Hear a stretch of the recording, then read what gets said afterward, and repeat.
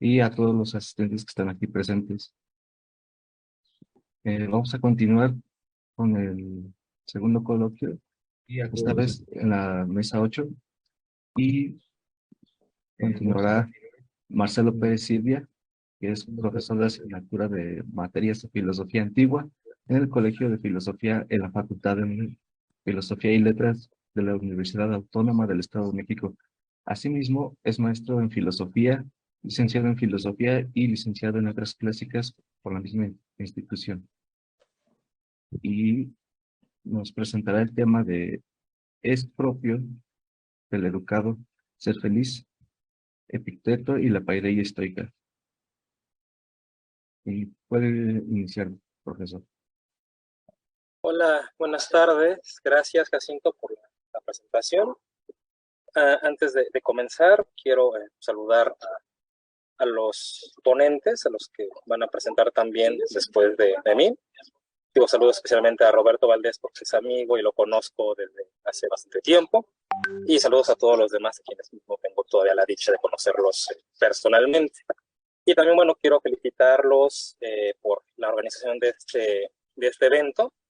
Me parece genial la temática sobre la filosofía antigua. Había presentado en el año anterior cuando se trató sobre parresía. Y me parece que bueno, van excelente y de nuevo reitero mis felicitaciones. Y bueno, procedo a compartir la pantalla para ser lo más atinados y breves posible en mi exposición. Y pues se ve, ¿verdad? Bueno, la intención es señalar los elementos que compondrían la paideia estoica en Epicteto, sobra decir que Epicteto es un filósofo del periodo romano, ya por lo menos unos 3 o 4 siglos después del origen del estoicismo con Zenón de Sitio. El contexto histórico ha cambiado, sin duda alguna, también algunos postulados filosóficos y también la forma en la que se enseña la filosofía. Entonces, ¿cuáles son, digamos, estos elementos constitutivos de la educación estoica, de la paideia estoica, que recomienda Epicteto, sobre todo para ser feliz, para conseguir la famosa eudaimonía? Y bueno, no es que la cuestión de la educación sea algo que estamos forzando, algo que queremos introducir de Epicteto al tema central de este coloquio, sino que pues, efectivamente en ciertos fragmentos de las disertaciones, en ciertos fragmentos del Enquiridión, encontramos una referencia explícita al carácter central de la educación como verbo, paideuo, educar, y también el ser educado. Y procedo a leer este pequeño fragmento. Ahora yo soy su educador y ustedes están educando conmigo. Yo soy educadores paideutes y ustedes están siendo educados conmigo o están siendo educados por mí, podría ser otra traducción un poco más precisa. Y yo tengo este proyecto, liberarlos de trabas, de coacciones, de impedimentos, hacerlos libres, venturosos, felices, con la vista puesta en la divinidad para todo, lo pequeño como lo grande, y vosotros estáis aquí para aprender y ejercitaros en ello. Entonces la educación tiene un claro propósito, que es ser feliz.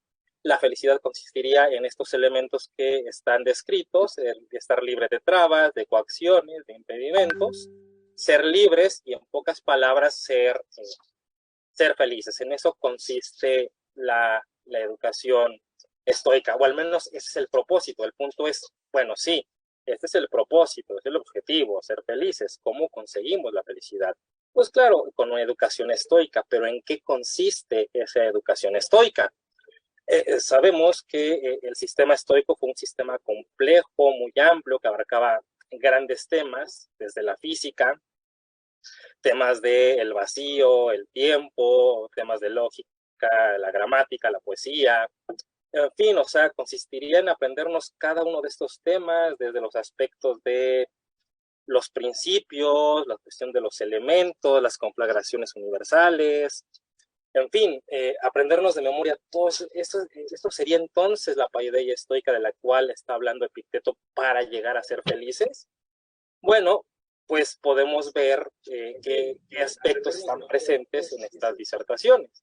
me parece pertinente señalar que en el ámbito de de Epicteto, que él fue un profesor de filosofía en la época romana, en las postrimerías de la dinastía Julio-Claudia, en los albores de la dinastía Flavia, y ser profesor de filosofía en aquel entonces, pues tendría dos aspectos centrales cada lección. Habría un primer momento en el que se hacía un comentario de un texto filosófico de una escuela, en este caso la estoica, o un tema concreto, y una segunda parte en donde se hacía un análisis de carácter práctico, como este texto filosófico o cómo la enseñanza tendría impacto en el modo de vivir, porque la filosofía estoica es un modo de vida que está teniendo Epicteto y que quiere comentar Epicteto. La mayoría de las disertaciones estarían en este segundo punto, es decir, en el modo de vida, en el modus vivendi de la escuela estoica, y tendríamos, pues, pequeños fragmentos no muy amplios del primero, es decir, del análisis filosófico de algún texto de la escuela estoica o de alguna otra doctrina. Por ejemplo, tenemos el caso de el argumento soberano, la postura de Cleantes, de Diodoro Crono y de Crisipo, o bien menciones al asentimiento de Crisipo, una obra. Entonces, salvo ese tipo de menciones concretas, no tenemos como tal la primera parte de lo que eran las lecciones de Epicteto, sino que a Arriano le interesaron más las segundas, es decir, cómo tendría una utilidad práctica. Entonces, ¿cuál es el contenido temático, por decirlo así, en tiempos contemporáneos, el plan de estudios de la educación de Epicteto? Y claro, ya se ha dicho en otras ponencias, y no está de más reiterarlo, que Paideia, sí, es cierto, es educación, pero también es cultura, es esta cuestión formativa, cultural, necesaria del ser humano. Y quisiéramos hablando, bueno, en estos términos de Paideia, referidas al estoicismo. Entonces, bueno, nos queda claro que para Epicteto la educación es importante, la educación de ciertos temas del estoicismo es importante, pero ¿cuáles son estos temas necesarios para la correcta formación, para alcanzar la felicidad, para alcanzar todo lo que conlleva este estado de plenitud, esta eudaimonía? Tenemos otros fragmentos en donde, bueno, uno podría pensar, y para esto los traigo a colación, que pues con tener el conocimiento de todos los fragmentos del estoicismo, todos los temas, todos los libros referidos, pues bueno, a partir de ellos, entonces yo podría conseguir la felicidad, saberme de pi a pa todos los dogmas del estoicismo, tanto de la física, de la lógica y de la ética y todas sus subramas, pues uno sería entonces el auténtico feliz, en un aspecto de erudición. Empiezo con el texto 3 porque me parece que es más sugerente. No digas nunca que eres un filósofo, ni te pongas a hablar extensamente ante ignorantes sobre los principios que sustentas. Limítate a actuar conforme a dichos principios. Así, en un banquete no te pongas a hablar sobre cómo se debe comer, sino come como se debe. De modo que si los ignorantes se ponen a hablar de problemas filosóficos en tu presencia, guarda silencio todo lo que sea posible. Es muy peligroso vomitar lo que todavía no has digerido. Y aquí está hablando específicamente de los dogmas de la ética. Entonces, no es tanto una educación en cuestiones eruditas, de aprenderme los dogmas, aprenderme cada uno de los elementos que constituiría la filosofía estoica, sino que tendría que dedicarme a efectivamente estar en el ámbito de la filosofía práctica. Y bueno, el texto anterior vincula los dogmas de la filosofía como una especie de ritos mistéricos, en donde, bueno, no se trata de estar divulgando los misterios, ni mucho menos, sino que simplemente ser coherente con esos contenidos mistéricos, ¿no? Es una analogía que hace Epicteto con los dogmas de la filosofía estoica y algunos ritos mistéricos. No procedo a leer el texto porque, bueno, andamos cortos de tiempo. Entonces, bueno, ya queda claro, ¿no? No se trata de ser eruditos ni de tener completamente en la memoria todos los dogmas de la escuela estoica, porque insisto que es un sistema complejísimo, sino que simplemente se trata de vivir en concordancia con ellos. Pero ¿cómo podemos entender vivir en concordancia con ellos? Bueno, Epicteto nos dice en qué consiste la educación. procedo a leer el texto 4. Por tanto, ¿en qué consiste la educación? En aprender a adecuar las prenociones naturales a los objetos en particular según la naturaleza, y además a distinguir que de lo existente, unas cosas dependen de nosotros y otras no dependen de nosotros. De nosotros dependen el albedrío y todas las acciones del albedrío. No depende de nosotros el cuerpo, las partes del cuerpo, la hacienda, los padres, los hermanos, los hijos, la patria, y sencillamente quienes nos acompañan. Aquí, bueno, esto remite al capítulo primero de la Enquiridión, al capítulo primero de las disertaciones, en donde Epicteto nos habla de la famosa diáresis del control, o qué es lo que nosotros podemos poner, qué podemos controlar y qué no podemos controlar. Básicamente, todos los dogmas de educación consisten en tener presente este aspecto importante. Aquí no vamos a entrar en nociones de prenociones, ni tampoco otros elementos técnicos, porque, bueno, no nos daría tiempo. Ahora, es interesante, este concepto de prenociones, prolepseis en griego, pues remite a final de cuentas a un tecnicismo bastante claro en la escuela estoica. Entonces, bueno, bien que mal, también se trata de estar aplicando los dogmas del estoicismo y de tenerlos presentes, pero bueno, tampoco podemos quedar exentos de ese tipo de estudios. El siguiente texto, texto 5, bueno, también nos dice en qué consiste la educación, cuál es el objetivo de la educación. Sí, claro, es ser felices, pero ¿cómo podemos llegar a esa felicidad? Mas cada uno experimenta de modo distinto lo razonable y lo irracional, igual que lo bueno y lo malo, y que lo conveniente y lo inconveniente. Esa es la razón principal de que necesitemos la educación, que aprendamos a adaptar de modo acorde con la naturaleza el concepto de razonable e irracional en los casos particulares. El punto, dice Epicteto, es que todos tenemos la noción de lo bueno, de lo malo, de lo racional, de lo irracional, de lo conveniente, de lo conveniente. El punto es que efectivamente sepamos qué es lo razonable, qué es lo conveniente, y adecuar nuestro albedrío a ese tipo de contenidos. Entonces, bueno, por eso dice Epicteto que la educación es importantísima, porque a partir de estos dogmas que nos tiene el estoicismo y aplicarlos a la vida cotidiana, sabiendo qué es lo bueno, qué es lo malo, qué es lo verdaderamente conveniente, lo que es inconveniente, es que entonces podemos llegar a ser felices por medio de esta paideia estoica. Dice en Enquiridión 5, la actividad del no educado, es decir, el apaideutu, el que no tiene paideia, es reclamar a los otros por lo que él mismo ha hecho mal. El culparse a sí mismo, actividad del que empezó a educarse. Aquí aparece el paideuestai, es el que está siendo educado.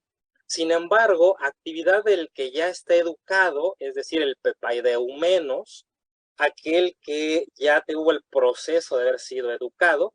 Recordemos que los perfectos griegos son resultativos, entonces si paideu es educar, el pepaideumenos es el que ya recibió la acción de ser educado y está en los resultados de haber sido educado. Bueno, esa persona que ha sido educado no va a culpar ni a los otros ni a sí mismo. Y aquí vemos cómo hay un proceso, una tendencia progresiva en el ámbito de la educación a partir de los dogmas estoicos. No es algo que llegue en automático. Y bueno, ya para cerrar, porque insisto que estamos bastante cortos de tiempo, uno pensaría, bueno, entonces, siendo los dogmas estoicos es como uno va a ser feliz, entonces, en eso consiste la educación estoica, en leer a los antiguos estoicos para así llegar a ser felices, aunque no se trata simplemente de erudición, sino de llevarlos a la vida práctica. Pues ahora Epicteto introduce un concepto muy interesante, en donde, bueno, pues sí, efectivamente, es gracias a los dogmas del estoicismo antiguo que uno puede llegar a ser feliz. Sin embargo, está en ese proceso continuo en el que uno a sí mismo tiene que educarse. Y procedo a leer el siguiente fragmento de las disertaciones. No quieres dejar a los otros para convertirte en alumno y maestro de ti mismo, es decir, en ser didascalo sin matetes de uno mismo, es decir, educarte a ti mismo. Los otros verán si es ventajoso el estar y avanzar en contra de la naturaleza, pero nadie es más cercano a mí más que yo mismo. Entonces, ¿qué es esto? ¿Por qué escuché los tratados de los filósofos y les doy el asentimiento y de ninguna manera llegué a ser más ligero en el trabajo? O sea, es decir, efectivamente uno estudia filosofía y a los antiguos estoicos y a otras doctrinas, pero no está en la lectura de los antiguos conforme uno puede llegar a ser feliz. Es un punto inicial. Sin embargo, el llegar a ser educado en estos dogmas para llegar a la felicidad es una actividad constante en la que yo mismo soy mi propio maestro y también soy mi propio alumno. Entonces, bueno, la educación estoica, a partir de los dogmas de la escuela estoica y llevándolos a la vida práctica en un momento continuo y siempre persistente, es como podemos llegar a ser personas educadas y, por lo tanto, según Epicteto, pues felices. Y aquí, bueno, concluye mi participación. Les agradezco el espacio y pues cedo la palabra para ya no tomar más tiempo. Muchas gracias, Castillo. Muchas gracias, profesor. Muy interesante ese tema y nos deja mucho de qué pensar. Continuamos con el siguiente ponente, que es Roberto Valdés Rangel. Estudió filosofía en la Facultad de Filosofía y Letras de la de la Universidad Nacional Autónoma de México. Fue organizador y coordinador de diversos seminarios estudiantiles de filosofía helenística impartidos en dicha institución entre los años 2011 a 2012. También ha publicado en 2021 en la revista digital chilena Orange, en el artículo La filosofía helenística en la conformación de la historiografía anarquista. En el mismo año dictó el curso breve La tradición utópica cínica estoica, bajo el cuidado de diversos programas universitarios, de entre los cuales cabe destacar el Seminario de Metafísica de la Facultad de Filosofía y Letras de la UNAM. Actualmente es director del taller de Filosofía Helenística, donde ha impartido en el último año diversos cursos y talleres sobre filosofía antigua, como el taller Éticas de la Autonomía, los filósofos cínicos o el debate antiguo sobre la eternidad del mundo.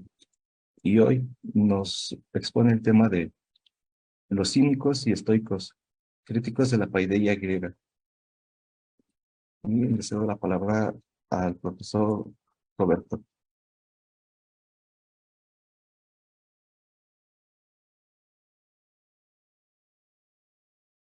Muchas gracias. ¿Ahí me escuchan bien? Sí, se escucha bien. Gracias. Mi presentación ya se ve también. ¿Sí? Bien, muchas gracias. Si en algún momento se mueve mi presentación o se cambia de hoja o algo así, por favor, avísenme, ¿sí? Bueno, yo la voy a ir moviendo, pero no debe salir del point. Bueno, muchas gracias. Me da mucho gusto estar en este espacio con amigos, camaradas, compañeros. Muchas gracias por la presentación. Y bueno, pues yo comienzo con el tema. Yo voy a ir presentando conforme vayan saliendo algunas citas que considero importantes en el contexto de algunos temas y fragmentos que a veces pasan un poco desapercibidos respecto de estos filósofos. Y comienzo: cínicos y estoicos, críticos de la paideia griega. Que la educación clásica, abro cita, que la educación cíclica, perdón, es inútil, cierro cita. Este fue el lema de ruptura con el que Zenón, fundador de la escuela estoica, abrió su exposición sobre la comunidad y la justicia en su escrito utópico crítico, La República.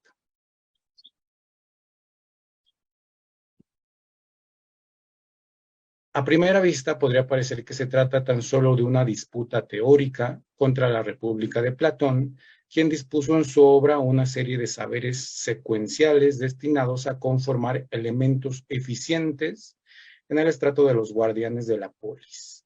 El mismo Plutarco especifica en efecto que Zenón escribió su República contra la de Platón. Sin embargo, una revisión puntual de los contenidos de la obra, según consta en los fragmentos de que disponemos, hace evidente que la crítica de Zenón colisiona contra la República de Platón en la medida en que ésta, como opina Erskine, pudo ser leída como una especie de justificación de la aristocracia. No solo Zenón, sino la filosofía política de la Estoa antigua en general, generaron una férrea crítica al pensamiento político precedente y a las instituciones de la polis, como verán en las siguientes diapositivas. Ahí están las opiniones de el buen Crisipo. Es así que Crisipo, tercer escolarca de la Estoa, consideró que todas las leyes establecidas y las constituciones son un error, calificando de necias e insensatas leyes como las de Clístenes, Licurgo o Solón. Mientras que, en oposición a las leyes positivas, defendió que la verdadera justicia existe por naturaleza. En el mismo tenor, el cínico Diógenes había considerado que, y cito, solo hay un gobierno justo, el del universo. Cierra ahí la cita. Evidentemente esto nos coloca en el contexto de la oposición de origen sofístico, pero popularizada entre cínicos y estoicos, entre la naturaleza, physis, y la convención o la ley, que es nomos.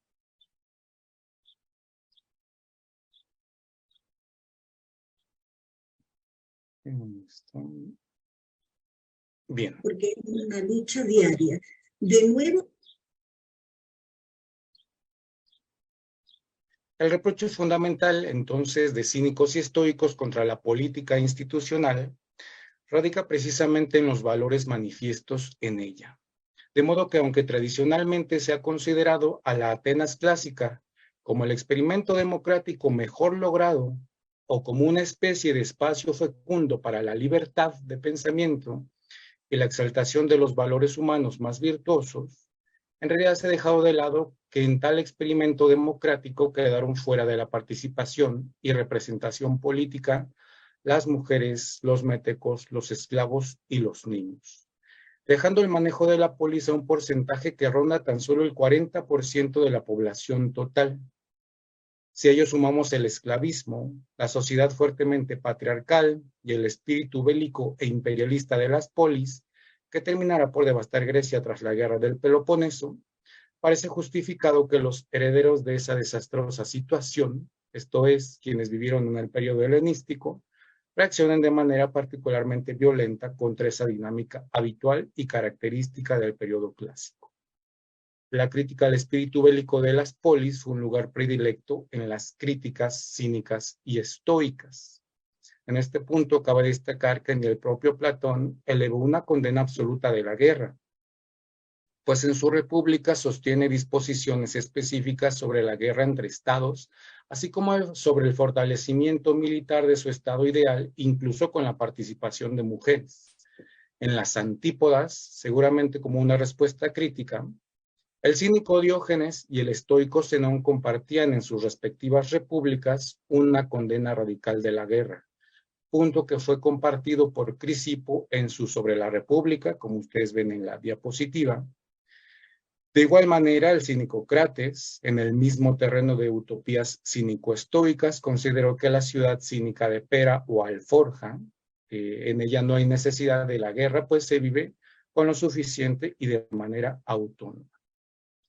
Personas huyendo de su tierra, mujeres arrojadas a la prostitución, un creciente número de pobres y desde luego un incalculable número de presos de guerra reducidos a la esclavitud, fueron consecuencias necesarias de la guerra en la antigüedad.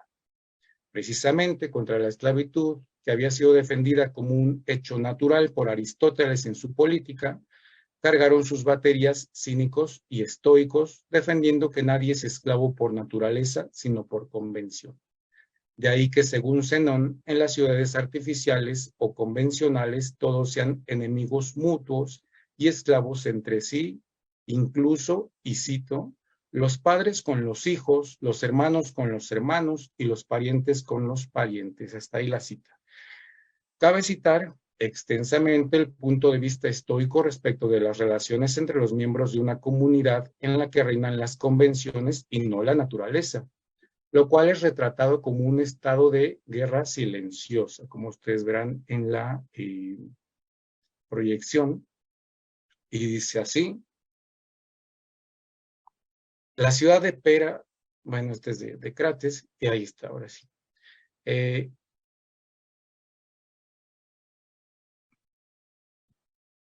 un segundo. Ahí está.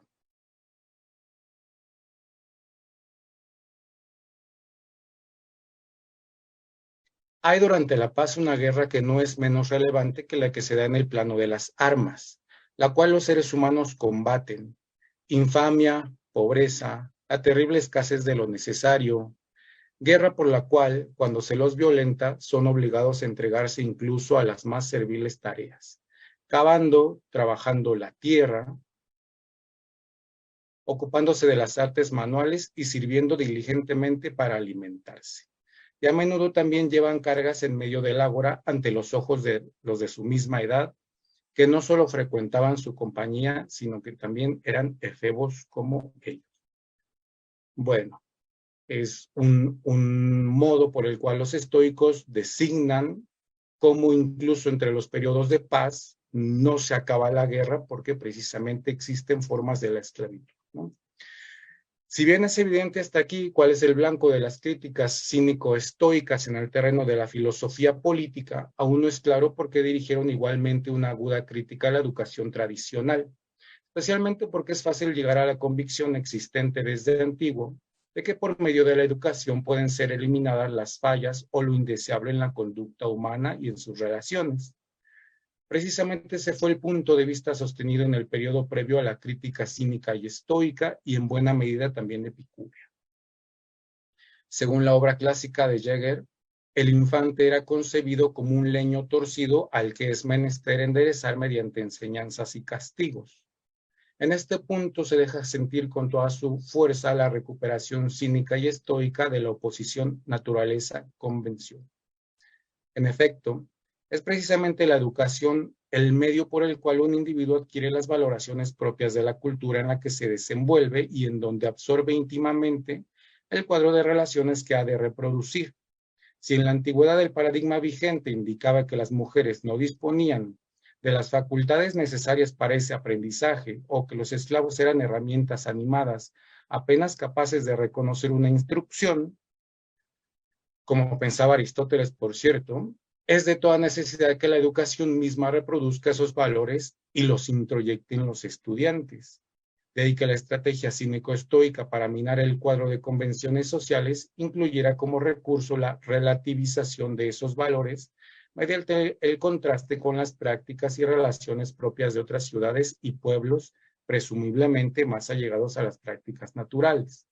Así, Diógenes argumenta que en otros pueblos es habitual la antropofagia, mientras que Crisipo lo hace respecto a las costumbres mortuorias en torno al manejo de un cadáver. A juicio de cínicos y estoicos, entonces, el afán de riqueza o poder forma parte del cuadro de aprendizajes habitual, aprendido culturalmente, desde luego, y acaso de la mano de los poetas, lo cual muestra que su concepción de la paideia fue amplia e integral e incluye al entorno cultural. Cuando Diógenes argumenta que el amor al dinero es la metrópoli de todos los males, o cuando rechaza al conquistador Alejandro, apartándolo del sol, muestra su rechazo a reproducir el cuadro de valoraciones tradicionales acerca del dinero o el poder, que son precisamente la base de los conflictos bélicos entre las polis griegas. Esto muestra que es por vía de las convenciones que existe una mala disposición del individuo respecto de sí mismo y respecto de los demás. La concepción cínica y estoica acerca de la educación, entonces, parte de la convicción opuesta a la tradicional. No es el niño un leño torcido que será enderezado, sino que el niño es torcido por las convenciones de las ciudades artificiales. De ahí la convicción de ambas escuelas de que el fin último es vivir según la naturaleza, pues indica que sin la nefasta intervención de las convenciones sociales, la naturaleza guía las relaciones racionales que establece un individuo respecto de sí, respecto de los otros y respecto del mundo. Una buena disposición natural respecto de sí conduce a la autonomía. Una buena disposición respecto de los y las otras conduce al reconocimiento en ellos y ellas de lo común y lo compartido, de su dignidad de naturaleza y con ello al desafío de la esclavitud y de la concepción de las mujeres como seres inferiores. Es por eso que la geometría, la música, la astrología y estudios similares fueron considerados inútiles por Diógenes, presumiblemente porque, a su juicio, en nada contribuyen a la plena realización del ser viviente, esto es, a la excelencia natural, o su cuestionable traducción por el término virtud. De ahí que Zenón condenara la construcción de templos, tribunales y gimnasios. En efecto, los gimnasios como centros educativos y de ejercitación corporal se convierten en objetivo de la crítica cuando es en buena medida en ellos donde se adquieren los falsos valores humanos, ¿no? Aquí la cita de Zenón, criticando el levantamiento de ahí está,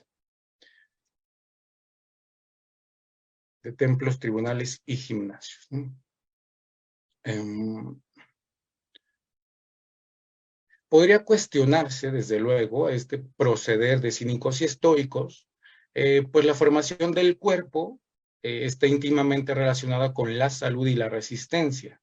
Sin embargo, la finalidad perseguida por estas disciplinas en el cuadro de la enseñanza institucional de las polis está enfocada en las competencias y la formación del cuerpo, lo que implica una valoración positiva del honor y la belleza física, o bien en la disposición militar, tal como la educación de los guardianes en la República de Platón, lo cual implica cierta valoración positiva respecto de la guerra. Es por eso que Antístenes manifiesta la urgente necesidad de un tipo de estrategia en el desaprender los malos conocimientos.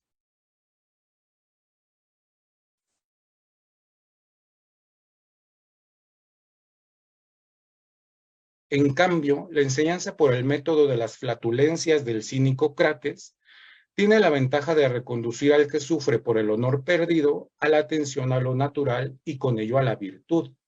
De ahí que tras el fuerte impacto de su enseñanza, Metrocles, quien a causa de la vergüenza de haberse tirado un pedo en plena lección estuvo a punto de dejarse morir, destruyera en el fuego las lecciones que antes había recibido de Teofrasto el Peripatético.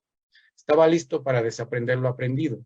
Naturalmente, esto implica una nueva concepción de la paideia, pues ahora la educación, bajo el vigoroso impulso de la tradición cínica y estoica, se perfila como un cambio o un camino de regreso hacia la propia naturaleza y con ello a la autarquía. Bajo esta óptica es que Diógenes dijo que la educación, paideia, era sensatez, era sensatez para los jóvenes, consuelo para los viejos y riqueza para los pobres, así como adorno para los ricos. Y es que esta visión de la educación como método de regreso a la naturaleza y de ruptura con los falsos saberes implica un vuelco a la autonomía y autosuficiencia, como muestra Hiparquia al rebatir a Teodoro, quien le reprocha haber abandonado las ocupaciones típicamente destinadas a las mujeres en las ciudades, tal como relata la anécdota Diógenes Laercio, y ahí está la cita, cuando Teodoro le dijo, esta es la que abandonó la lanzadera en el telar, ella, Hiparquia, respondió, yo soy Teodoro. ¿Es que te parece que he tomado una decisión equivocada sobre mí misma al utilizar en mi educación, paideían, el tiempo que iba a gastar en el telar? Y cierra cita, cuando Zenón, tras haber condenado la construcción de gimnasios, proclama en su república que las mujeres harán ejercicios gimnásticos desnudas con los hombres, se hace eco de la posición cínica acerca de la ejercitación física. Así, le quedan 3 minutos. Gracias, ya termino.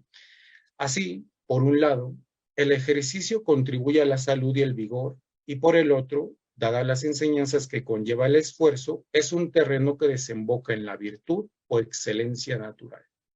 Lo que está de fondo en el llamado de Diógenes y Zenón a la práctica de la ejercitación física en hombres y mujeres en conjunto, es una concepción igualitaria de hombres y mujeres en cuanto a su naturaleza. En efecto, Aristóteles había considerado que la virtud de las mujeres es diferente de la de los hombres, partiendo de considerar su naturaleza como diferente y jerarquizada. Cínicos y estoicos, al manifestar que la virtud de hombres y mujeres es la misma y llamar a que éstas realicen cualquier actividad, otrora reservada para hombres, incluyendo la práctica de la desnudez en la ejercitación física, muestran que el llamado a vivir conforme a la naturaleza tiene un terreno de aterrizaje comunitario. La manifiesta oposición de estos movimientos contra la esclavitud muestra que tal concepción se extiende igualmente hacia otros marginados morales. Cobra pleno sentido entonces que Antístenes defendiera a ultranza que la virtud es enseñable y que ésta es suficiente para la felicidad. Hombres y mujeres, esclavos y marginados, para todos una misma virtud. ¿Y qué otra cosa es la virtud o excelencia sino vivir felizmente? Por fin una moral que se esfuerza inequívocamente en proponer como terreno de plenitud natural el encuentro consigo mismo, la autonomía y el reconocimiento de lo común en lo que los modernos llamamos la otredad. Todo ello aquí y ahora, y no en promesas de una vida tras la muerte. Y cierro con esta cita de Crates, que dice así, bueno, una revolucionaria concepción de la paideia vio la luz con cínicos y estoicos. Ahora es comprensible que Crates se propusiera escribir un protéptico dedicado al zapatero Filisco.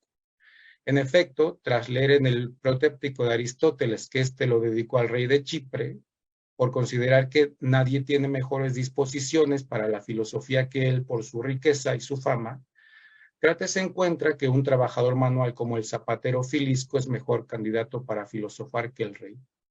Desde la perspectiva de la verdadera educación, el zapatero tiene oportunidad de aprender a vivir autárquicamente, mientras que el rey es visto ahora como un dependiente de aquello que cree poseer. Muchas gracias. Gracias a usted. Muchas gracias por la presentación. Y continuamos con el siguiente ponente, que es Abimael Bernal Aguilar. Es licenciado en Filosofía, procedente de la Universidad Autónoma del Estado de México. Actualmente estudiante en tercer semestre en la maestría en Humanidades en Filosofía Contemporánea. Y nos presenta el tema de comentario acerca de la enseñanza del conocimiento del mundo en la primera estrofa. Puedes continuar, Abimael, y le recuerdo que tienen 20 minutos. Sí, muchas gracias. Bueno, ante todo agradecer la aceptación a este coloquio. Un saludo a cada uno de los exponentes, al moderador, al doctor Josué, al doctor Oscar, al doctor Mariano y a cada uno de los que hicieron posible este coloquio. Bueno, lo que voy a exponer es acerca de Eleuterio Lorduy, su libro Estoicismo, volumen 1. Y voy a hablar también de la primera estoa, la actividad divina y el logos en la naturaleza física.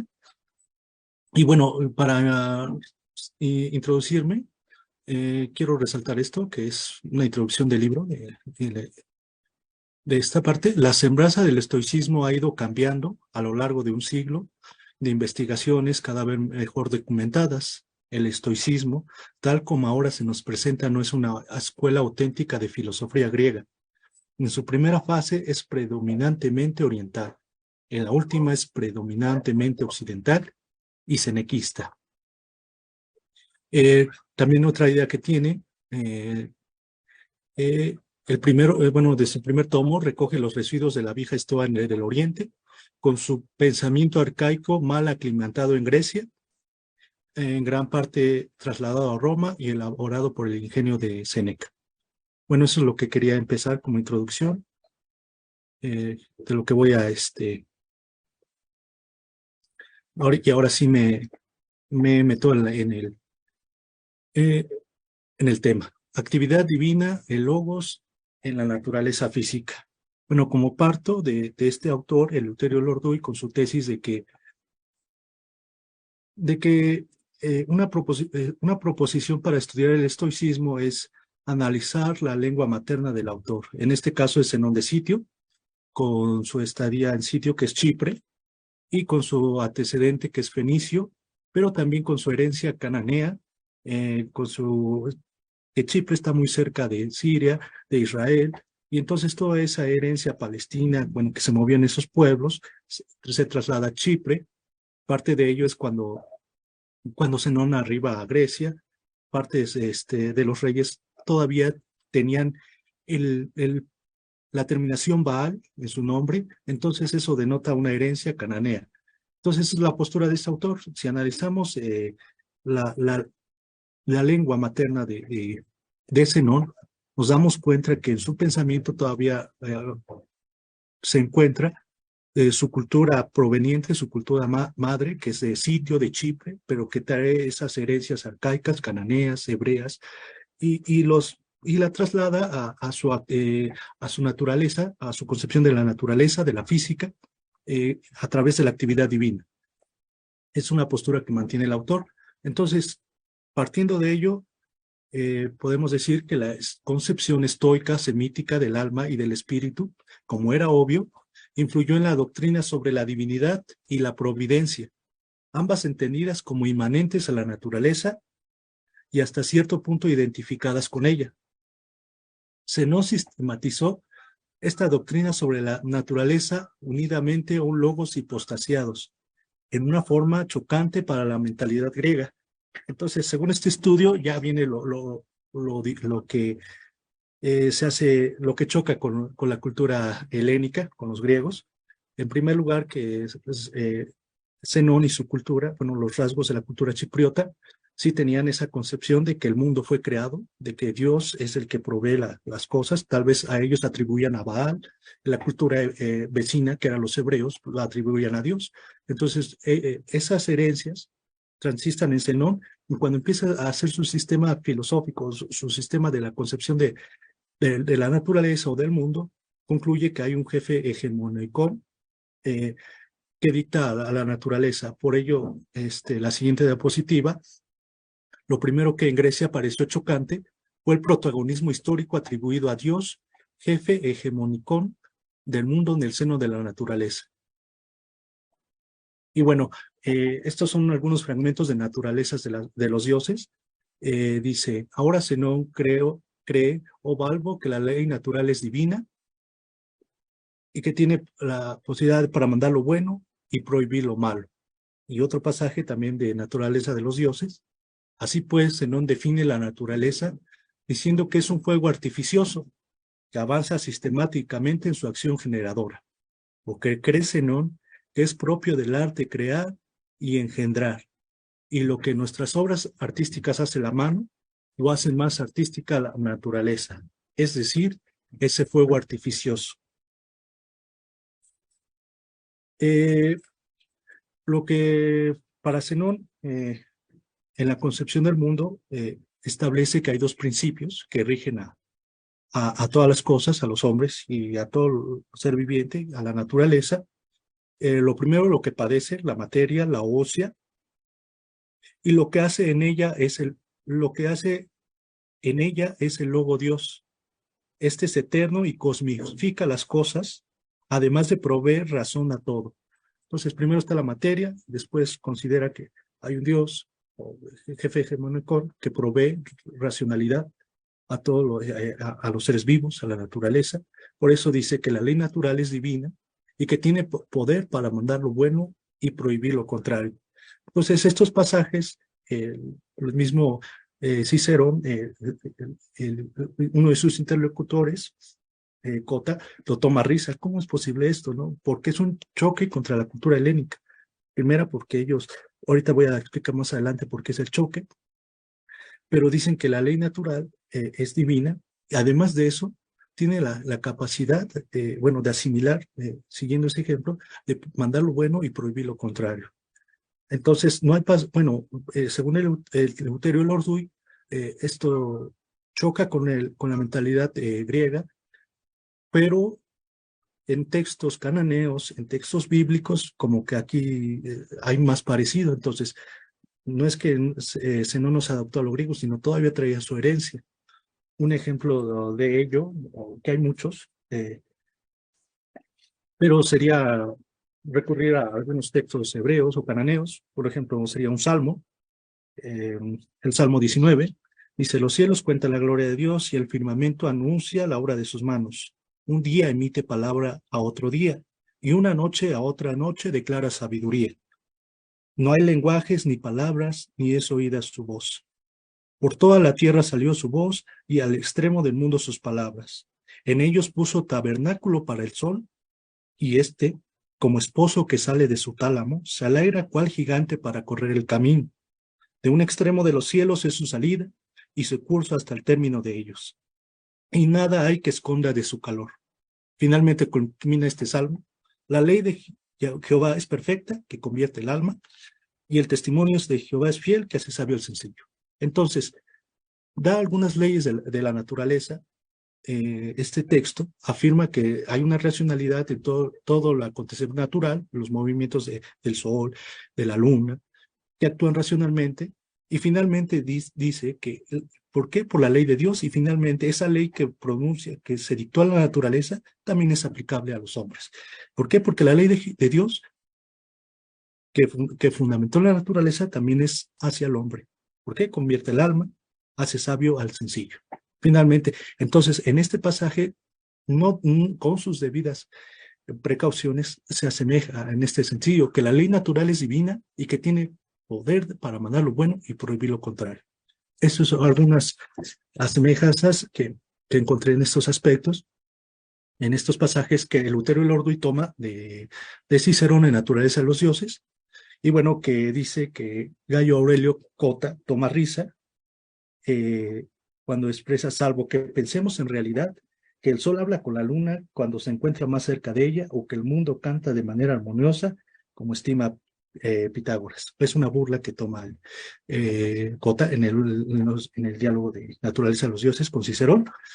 Y bueno, esto lo quería expresar de la ley divina según la visión del estoicismo. Y bueno, siguiendo con el Orduy, estas interpretaciones extremas denotan la inadaptación de la teología de Zenón a la helénica. De su teísmo no cabe duda, sí se cree que había una creencia en los dioses, pues probaba la existencia donde estaban los dioses helénicos, pero tampoco puede dudarse su fe en la religión patria en que se había educado. Y bueno, este es un mapa, fiel a sus creencias cananeas, Zenón llegó a la compenetración del logos divino creador en la naturaleza. Ahora bien, la actuación de logos es de carácter histórico, y la historia no puede ser de una duración infinita. Por lo tanto, hay que admitir que el mundo es creado y corruptible. Aquí viene ya con que choca en su concepción de la teología física, del parte del estoicismo, de la primera estoa de Zenón, con los griegos. Nada más puse ese mapa para apuntalar que aquí está Sitio, Chipre, y que aquí está toda su herencia cananea con Dios, con el pueblo de Israel. Entonces es más, llega hasta aquí, y ese culto a Baal, esos cultos cananeos, ese culto al fuego. El fuego es un elemento muy importante para la filosofía estoica. Según este autor, el Orduy, si se hace una investigación y se rastrean sus fragmentos históricos, sus antecedentes históricos, se puede encontrar por qué llega a esa percepción de la importancia del fuego y la conflagración universal, que ahorita hablaré un poquito de ello. Pero bueno, esto es lo que quería explicar, por qué Zenón, llegando a Grecia, aún así todavía tenía esas herencias, y que estas influyeron en su sistema filosófico, de la concepción del mundo, de la física, cómo se mueve esto. Y bueno, aquí ya es donde choca con los griegos. Corruptibilidad del mundo. Ni Platón ni Aristóteles admitían que Dios fuera la causa eficiente de nada, y mucho menos que el mundo fuera hecho por el Logos Dios. Para la mentalidad helénica, la materia y la forma del cosmos son necesariamente increadas y por lo tanto incorruptibles. Entonces, para los griegos, el mundo no fue creado, el mundo se subsiste por sí mismo, y para Zenón y la cultura semítica de Oriente, de allá, el mundo sí fue creado. Y ahí es el primer choque. Y bueno, de Filón de Alejandría, Eleuterio el Orduy recurre a Filón de Alejandría, que da 4 causas de los estoicos por qué el mundo es corruptible. La imagen de Filón. Primer aspecto es la corruptibilidad de la tierra. Mas ahora los continuos desniveles y los relieves de toda clase de las montañas hacia las alturas etéreas son indicios de que la Tierra no es eterna, porque ya hace tiempo, como se decía, en una duración eterna, toda la Tierra se hubiera hecho lisa de un otro confín. Es el primer razonamiento, que es la corruptibilidad de la Tierra. El segundo son las corruptibilidad de las aguas, esa isla de Rodas. Además, el mar, dicen, se ha achicado. Prueba de ello son las lebérrimas islas de Rodas y Delos, antiguamente ocultas bajo el mar. Se hundían bajo a las olas, pero reduciéndose el mar poco a poco en tiempos posteriores, como se refieren sus historias escritas. A Delos le llamaron también Anafé, en la creencia de lo que se dicen ambos nombres, pues habiendo desaparecido se hizo visible.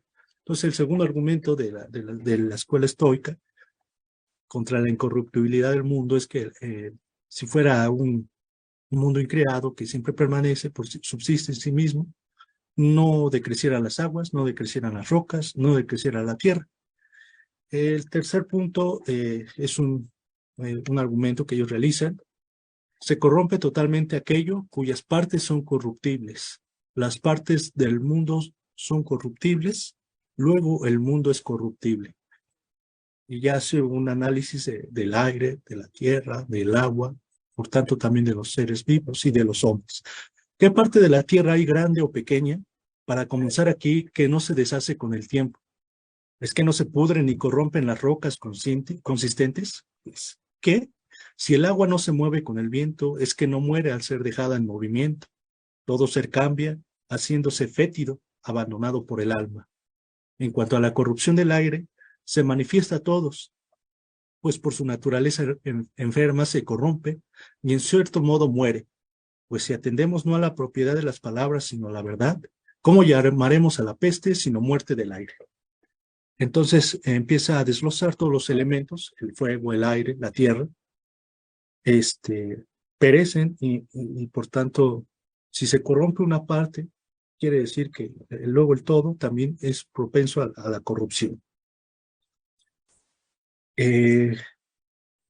Solamente para finalizar este comentario, Filón de Alejandría recurre a una fábula hindú, recurre a la figura de los elefantes cuando son atacados por una serpiente. La serpiente destruye cada parte del elefante, se va desangrando, entonces sus piernas colapsan y la serpiente, al querer eliminar al elefante, termina muriendo a causa de que el elefante cae y todo su peso impide el movimiento de la serpiente. Entonces, esta alegoría ilustra que si una parte también colapsa, todo el conjunto también es corruptible, y esas son las quería expresar de esta parte.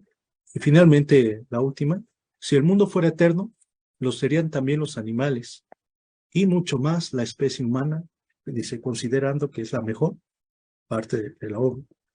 Veamos pues las épocas de cada grupo, dejando a un lado los mitos trágicos aplicados a los dioses, que si el hombre no es eterno, tampoco lo será ningún ser vivo. Luego tampoco las zonas en que cobija la tierra, el agua y el aire, donde es claro que el mundo es corruptible. Entonces son los elementos que utiliza la escuela estoica contra la concepción griega de que el mundo es incorruptible. Bueno, esta es la postura de Eleuterio Lorduy. Y finalmente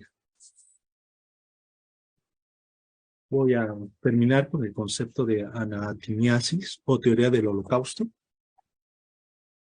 Bueno, con esto Zenón nunca admitió ser religioso. Él admite el contenido positivo de los mitos griegos, pero no se contenta con ellos.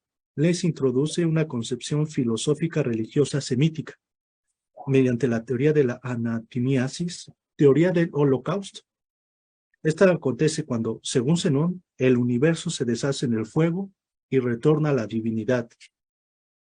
Este fenómeno se produce a causa de la combustión continua, facilitada por el choque de los elementos, que se friccionan entre sí, se pulverizan, se corrompen y arden en la hoguera final de la conflagración.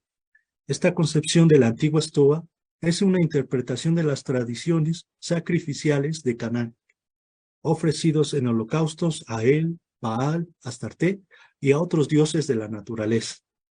Aquí se presenta el sacrificio de seres vivos, que también se presenta en el pueblo hebreo. O sea, vuelvo a relatar la cercanía de ambos pueblos. El pueblo hebreo lo hace con palominos, corderos, bueyes y uno que otro animal. Y a diferencia que acá, que también aparte de esos animales utilizan reptiles, incluso seres humanos, incluso niños, en teoría, por lo que detectan los patriarcas y otros escritos, ¿verdad? Pero aquí lo importante, la importancia del fuego que purifica, y bueno, que esa herencia del fuego se hereda todavía a Zenón y su concepción filosófica. Ya para terminar, dice algo que dice Eleuterio Lordul. Por eso la insistencia del autor de identificar a Zenón con estos sacrificios cruentos y incruentos corresponden a las inmensas catástrofes y luchas de los elementos de la naturaleza, que al fin se reducirán al fuego, siempre con el carácter religioso del sacrificio. Esto el quitiense lo toma para su sistema físico, empleando el término anatimiasis, que equivale al sacrificio del holocausto supremo. Y bueno, finalmente son los recursos que tomé, algunos, sobre todo la obra de Eleuterio Lordul, Estoicismo 1, y puedo concluir con esto. Es lo que quise exponer. Muchas gracias a todos por su atención, y bueno, termino. Muchas gracias, licenciado. Muy interesantes sus aportes y reflexiones. Continuamos con el cuarto participante, que es Emanuel Delgado Osuna, que tiene el grado de maestro en pedagogía, en estos momentos candidato a doctor en pedagogía. Está adscrito como profesor de la asignatura en el Colegio de Pedagogía de la Facultad de Filosofía y Letras en la UNAM. Y el tema que nos presenta hoy es Heracles y el cinismo ante la encrucijada llamada Paideia. Le cedo la palabra a Emanuel. Ok, muchas gracias, Jacinto. Buenas tardes a todos, buenas tardes a todas y a los compañeros que están aquí presentes. Bueno, la cuestión acá de mi ponencia, ¿no? Es tratar, es producto, digámoslo así, de una tesis de doctorado, ¿no? Sobre la escuela cínica. Y bueno, tratar de buscar, ¿no? Rastrear algunas notas que me permitan pensar la educación cínica, ¿no? Ya sabemos que la historia ha sido un poco mala con los cínicos y con muchas escuelas helenísticas, donde no hay tanta evidencia, ¿no? Y tenemos evidencia de segunda, tercera, cuarta, quinta mano, ¿no? Y en este caso, sobre el cinismo, y a partir de la lectura de ellos, a lo que me interesó es la recurrencia a Heracles, ¿no? Que hace Antístenes y el mismo Diógenes. Y bueno, digámoslo así, porque es el santo patrono del cinismo, por esta virtud, por el ponos o el esfuerzo, ¿no? De las cuales ellos se ejercitaban y la llevaban a cabo, ¿no? Y bueno, bajo esto traté de buscar, ¿no? A ensamblar algún mito, ¿no? Fundacional que me permita comprender y explicar el inicio o el porqué de la decisión del cínico, ¿no? En este modo de vida que toma, pero también en su forma de enseñanza hacia el otro, ¿no? Que bueno, que me quedo ahí en la decisión. Pero bueno, voy a comenzar brevemente con una síntesis sobre un mito, el de Heracles ante la encrucijada, que bueno, que la autoría, muchos personajes o pensadores e historiadores dicen que es de Pródico de Zeus, ¿no? Y bueno, pero que yo retomo de quien puso voz a Pródico de Zeus en Heracles ante la encrucijada, retomo la narrativa de Jenofonte, la que la transcribió en sus recuerdos de Sócrates, ¿no? En el libro 2, ¿no? En esta obra del historiador, dentro de un simposio que tiene entre el hedonista Aristipo de Cirene y Sócrates, ¿no? En torno al autocontrol del deseo, Sócrates por ahí le pregunta y le propone algo a Aristipo, y cito, dice, educar a dos jóvenes, ¿no? Uno para ser capaz de gobernar y el otro para no intentarlo siquiera. ¿Cómo educarías a uno y al otro? Cierro cita de Jenofonte. Bueno, aquí Jenofonte entonces trae a sus recuerdos las palabras de Sócrates, que bajo el argumento sobre no entregarse a los placeres momentáneos y distinguir entre los sufrimientos voluntarios e involuntarios para no llevar una vida de molicie, expone ejemplos practicados, ¿no? Con firmeza para alcanzar acciones bellas y gloriosas más allá del mero placer. como lo hacen los grandes hombres, en este caso, bueno, aquí hay sentencias como de Hesiodo o de Epicarmo, y aquí Jenofonte decanta en el siguiente mito, en el que les comentaba, Heracles ante la encrucijada. Voy a hacer una breve síntesis, y no es muy largo, 6 cuartillas el mito, pero voy a rastrear algunas características de dos personajes. Bueno, y bueno, entonces Pródico, con su declamación bosquejó, ¿no?, a Heracles, junto a este tránsito que va de la niñez a la adolescencia, proceso en el que para los griegos antiguos todo joven comienza a hacerse independiente y por lo tanto debía elegir el camino de la virtud o del vicio para hacerse dueño de sí mismo. Con tal dolencia juvenil, Heracles se aparta un tanto del ruido de la polis y al sentarse plácidamente para pensar su elección, ¿no?, en esta encrucijada, hacia dos caminos, se le aparecieron, y cito a Jenofonte, se le aparecieron dos mujeres altas que se acercaban a él, una de ellas de hermoso aspecto y naturaleza noble, engalanado de pureza su cuerpo, la mirada púdica, su figura sobria, vestida de blanco. La otra estaba bien nutrida, metida en carnes y blanda, embellecida de color, de modo que parecía más blanca y roja de lo que era, y su figura con apariencia de más esbelta de lo que era. Tenía los ojos abiertos de par en par, y llevaba un vestido que dejaba entrever sus encantos juveniles. Esta se contemplaba sin parar, ¿no? Se observaba a sí misma y miraba su propia sombra. Cierro cita. Ambas mujeres, ¿no?, en su caminar hacia Heracles, ¿no?, la primera de ellas mantuvo un caminar constante, mientras que la segunda apresuró el paso hasta encararlo primero, y muy pronta y sin rodeos quiso ayudar a satisfacer la decisión del semidios, ¿no? Y le dice, y abro cita, te veo indeciso, Heracles, sobre el camino de la vida que has de tomar. Por ello, si me tomas por amiga, yo te llevaré por el camino más dulce y más fácil. No te quedarás sin probar ninguno de los placeres y vivirás sin conocer las dificultades. En primer lugar, no tendrás que preocuparte de guerras ni trabajos, sino que te pasarás la vida pensando qué comida o bebida agradable podrás encontrar, qué podrías ver o oír para deleitarte, qué te gustaría oler o tocar, con qué jovencitos te gustaría estar acompañado, cómo dormirías más blando y cómo conseguirías todo ello con el menor trabajo. Y si alguna vez te entra el recelo de los gastos para conseguir eso, no temas que yo te lleve a esforzarse a esforzarte y a atormentarte en tu cuerpo y espíritu para procurártelo, sino que te aprovecharás del trabajo de los otros, ¿no? Cierro cita por ahí. Y bueno, con suculenta oferta, ¿no?, parecida un tanto a las promesas educativas contemporáneas, ante Heracles se presentaba esta mujer, ¿no?, felicidad, como ya dice, como en el mito se dice, para sus amigos, y para sus enemigos y odiosos y denigrantes la nombraban maldad, ¿no?, la mismísima personificación del vicio. Esta es una mujer que le presenta y le ofrece. La otra mujer, la de perseverante caminar, después de esta loa autorreferencial de felicidad, maldad, vamos a llamarla así, por parte, bueno, de esta mujer, se presenta la siguiente mujer. Dice, yo he venido a ti también, Heracles, porque sé quiénes son tus padres y me he dado cuenta de tu carácter durante tu educación. Por ello tengo la esperanza de que, si orientas tu camino hacia mí, seguro que podrás llegar a ser un buen ejecutor de nobles y hermosas hazañas, y que yo misma seré mucho más estimada e ilustre por los bienes que otorgo. No te voy a engañar con preludios del placer, sino que te explicaré cómo son las cosas en realidad, tal como los dioses las establecieron, porque de cuantas cosas buenas y nobles existen, los dioses no conceden nada a los hombres sin esfuerzo ni solicitud. Ahí cierro cita, después sigue esta persona, esta mujer, sugiriéndole cosas y ofertándole otras, ¿no? Y bueno, esta mujer de mirada púdica y palabras regias es virtud, ¿no? Así se traduce en este mito.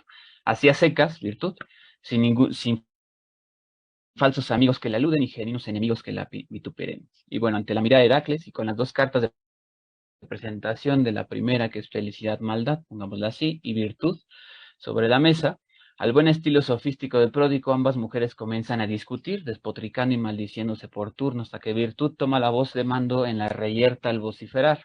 Y abro cita. Le dice Virtud a Felicidad, o maldad, ¿no? Miserable, ¿qué bien posees tú? ¿O qué sabes tú del placer si no estás dispuesta a hacer nada para alcanzarlo? Tú que ni siquiera esperas el deseo de placer, sino que antes de desearlo te sacias de todo. Cierro cita.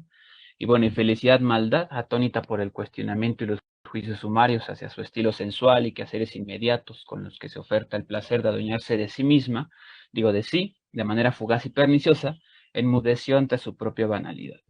Con el silencio de fondo, Virtud no sin vanidad, aquí hay que aclarar, que otorga el pudor, deja sus elocuentes reprendas para concentrarse en publicar sus bienes y nobleza al proferir, y vuelvo a abrir cita. Yo, dice Virtud, en cambio, estoy entre los dioses y con los hombres de bien, y no hay acción hermosa, divina ni humana que no se haga sin mí. Recibo más honores que nadie, tanto entre los dioses como de los hombres que me son afines, y cierro cita. Y bueno, seguido de un listado de beneficios y honores que le van a procurar Heracles, ¿no? Siempre y cuando le ofrezca pretesía a Virtud con gran empeño, ¿no?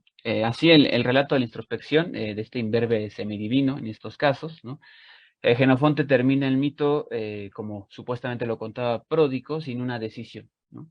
Pero indudablemente en el nombre del mito se comprende el porqué de la ausencia de esta narrativa de reflexión de Heracles para elegir un camino, ese que lo lleve por los placeres o los esfuerzos hacia la verdadera felicidad y virtud, esa vía corta o larga por la que deba ejercitar su educación y su modo de vida. Ante esta encrucijada, también es fácil, ¿no? Representar esta elección de Heracles por su linaje, la mitología y la historia, ya que se encargaron en el camino de hacérnoslo saber, ¿no? Con estos 12 trabajos y todo esto que conocemos de Heracles. Y bueno, y también Jenofonte, ¿no? Lo ratifica con una cita al final de este apartado del libro 2 de sus recuerdos de Sócrates, y dice así fue más o menos como contó Pródico la educación de Heracles por la virtud. Aquí Jenofonte elige, digámoslo así, por Heracles esta cuestión, y la historia y la mitología también. Y bueno, creo que es una moción que el sofista Pródico de Zeus apoyaría. No obstante, para la faena filosófico y también pedagógica presente y antigua, esta encrucijada es provocativa, no por la usual moraleja que siempre ha de elegirse la misma ante la inherente dificultad del ser humano sobre cómo conducirse en sociedad, en la polis o según la paideia, sino porque asusa la alegórica puesta en escena de maldad, perdón, y virtud, como dos caminos antagónicos que llegan a cruzarse justo en el ejercicio en libertad de la educación. Caminos y recorridos viciosos o virtuosos, no importa, pero siempre convencionales, diseñados, construidos y orientados bajo la misma legalidad, donde ambas personificaciones femeninas, lógicamente en clave cínica aquí, rinden cuentas a las nomoi políticas, ¿no? A las normas políticas y educativas en torno a la virtud de cualquier contrato social, y no a la propia arete conforme a su naturaleza. Congénita al ejercicio voluntarioso y práctica libertadora en la educación del hombre. Entonces, para los cínicos, o bajo el signo del perro, como le nombro en el escrito, lo ejemplar aquí será la voluntad y la libertad de elección de Heracles, junto con el esfuerzo que está dispuesto a realizar para la consecución de su elección. Y decía, ¿no? que aquí está el influjo de Heracles en esta mitología hacia los cínicos, ¿no? Porque Antístenes, ya Brosita, sostuvo que el esfuerzo es un bien con el ejemplo del gran Heracles, y por ahí con la libertad Diógenes afirmó que mantenía el mismo género de vida que Heracles, sin preferir nada a la libertad, ¿no? Y bueno, este influjo que tiene Heracles ante el cínico, ante esta decisión de modo de vida y de modo de educación, bueno, también lo podemos ver en Juliano, en sus discursos, que es como un poco más obvio, y en la elección de Heracles, este influjo tiene más que ver que por la decisión de ir por virtud, como por este camino de la virtud convencional, sino por el modo de afrontarla y forjarla y manifestarla en carne propia, en el caso del cínico. Y bueno, y yo me imaginé aquí en esta ponencia, quitemos un poco a Heracles y pongamos el cínico ante la encrucijada llamada paideia, ¿no? Y bueno, con este paradigma, bueno, ante la encrucijada paideia o la educación, también tuvo que ser sorteada para vivir de acuerdo con la virtud. Sin embargo, la elección por uno de los dos caminos o por la compañía de alguno de los dos féminas fue desterrada por los cínicos en general. Por un caso, bueno, en un caso por regocijarse en la felicidad maldad, en el placer inmediato y sin esfuerzo, típico del gusto de gran mayoría que busca lo corto, lo dulce, lo fácil y el beneficio de la educación. Dijo Antístenes, en este caso, no se va por el vicio, porque él prefiere, y cito, prefiero someterme a la locura antes que al placer. Cierro cita. Entonces, preferible será para el cínico ser un mainómenos, un individuo furioso o enloquecido dueño y señor de su locura, y no un cuerdo esclavo y servidumbre de placeres impropios. La otra ruta, la del placer, el vicio o la mala felicidad, ¿no? Bajo el signo de los cínicos, no es más que el agradecimiento, el gusto y la aprobación del lado inaceptable de toda convención social o ley. pero apropiada por la existencia legal de estas últimas. Y bueno, y de igual forma, atender al otro camino, al de virtud, con sus revelaciones y concesiones divinas, con sus lisonjas o sumisiones sociales para trabajar y esforzarse por el honor, estimación o prestigio, para valorarse virtuoso gracias a dioses, ciudades, leyes, costumbres o prójimos, los cuales, a la usanza cínica, posiblemente la mayoría ni siquiera ejerce la virtud. Será un camino, según los cínicos, ¿no? Un camino fútil y una trivial práctica de la educación. Por ello, la ruta de la virtud, que solo por sus bienes debe ser estimada ilustre, bajo el signo de los cínicos o del perro, no es más que la disposición y el hábito por obrar bajo la potestad de las mismas convenciones sociales o leyes, pero del lado correcto de ellas, en plena legalidad. Ante el rechazo de las dos opciones, por revelarse vergonzosas frente a la mirada del cínico, como cuando Diógenes, y abro cita aquí, al observar a un muchacho que se ruborizaba, le dijo: ánimo, ese es el color de la virtud, cierro cita, el color de la vergüenza, digámoslo así. En consecuencia, la toma de postura del cínico ante la encrucijada educativa y la paideia empieza por la elección de no elegir alguna, pero sí de optar surcar un camino que sea corto, distinto, no bajo el signo de la vergüenza, sino émulo del carácter esforzado y libre de Heracles para ejercitar la arete por medio de prácticas educativas, y que se proponga descollar la condición natural de la virtud y de la propia educación, que para llevar a cabo dicha labor no hay más que el lado de la desvergüenza, signo para todos cinco. Entonces, en esta encrucijada que podemos poner al 5, ante la encrucijada llamada paideia, la elección ha sido tomada por él, ¿no? Saber hacer bien, senda al andar y ejercitar la virtud para manifestarse virtuoso es la naturaleza de la educación cínica y de esta decisión del bios cínicos, del modo de ser cínico, como un ascesis, como una práctica, tanto corporal como anímica, espiritual, ¿no? Hasta ética y estética, podemos decirlo también, de toda faena filosófico y, por qué no, también pedagógica en el cinismo. Elección que no es un camino más que da cuenta por una tercera, cuarta o quinta vía hacia el conocimiento del placer de la virtud, o de una virtud placentera dignas de la puesta en escena dentro de la legalidad de una paideia que, supongamos como una obra teatral, esta paideia, para unos pocos es la gala, y para la mayoría el carnaval de bienes y diversiones de consumo para una educación y una vida convencional, una vida expectante. La senda cínica por la educación, entonces, es acción desvergonzada y efecto insolente del arete. Es por eso precisamente que se ha dicho que el cinismo es un atajo hacia la virtud. Por ahí Diógenes de Laercio, Plutarco y demás lo dicen, ¿no? Porque es el esfuerzo y la libertad de ejercitarse en la tarea voluntariosa y libre, para educarse y ser dueño de sí, como un histrión en esta obra llamada Paideia, pero un histrión antagonista que representa su propia obra de teatro dentro de una obra o dentro de otra obra. Llámese esta Paideia o educación, en la que el cínico se sabe protagonista y no como parte del reparto o un espectador más. Otón demuestra ad hoc al del atajo y del modo de andar del cínico por los derroteros culturales. Bueno, pues Diógenes el perro, ¿no? Y Abrosita, cuando entraba en el teatro en contra de las demás que salían, de las demás personas que salían, al preguntarle por qué, dijo: eso es lo que trato de hacer durante toda mi vida. Cierro cita. Entonces, ante la encrucijada educativa, donde todos los caminos llevan a un mismo lugar, la construcción de un atajo que interrumpa el propio andar, su curso y provoque el de los demás, es la faena filosófico-pedagógica por la educación cínica y un modo de vivir cínico, por lo que ha apostado el aprendiz y ejercitante de perro, por la que encarna el sabio perro, ¿no? La virtud, y en la que se moldea y crea una forma desvergonzada de educar y de educarse, de vivir y existir conforme con la naturaleza del hombre, es decir, la arete como única razón. Sin el soborno social, claro es, la punición legal o el hábito cultural de toda convención, de toda educación, de toda paideia. Y bueno, y para cerrar, bajo esta decisión de los cínicos, de este atajo o vía corta hacia la virtud, como lo dicen, a tono moderno, ¿no? Con la educación cínica y este atajo por y hacia la virtud que podemos rastrear en esta breve nota mitológica hacia el cinismo, y abro una cita de Michel Onfray, ¿no?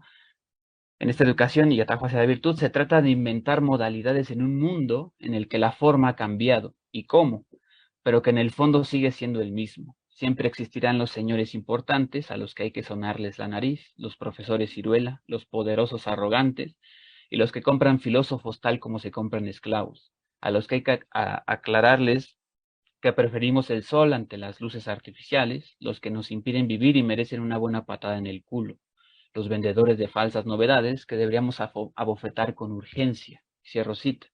Entonces, con esta reflexión, lo que se trata es de reapropiar la desvergüenza, la insolencia, la mordacidad, la franqueza, la violencia, la intolerancia, la imprudencia, lo tremebundo, el coraje, la voluntad, la libertad y el vigor como modos naturales de la educación que el cínico propone, los cuales será necesario, y a la misma usanza cínica, reacuñar y transmutar para examinar, ejercitar y practicar y manifestar la virtud, tanto para mí o para el cínico en particular, como para el otro, que entraña y también a la educación y que entraña también a la educación del hombre, digámoslo así, ¿no?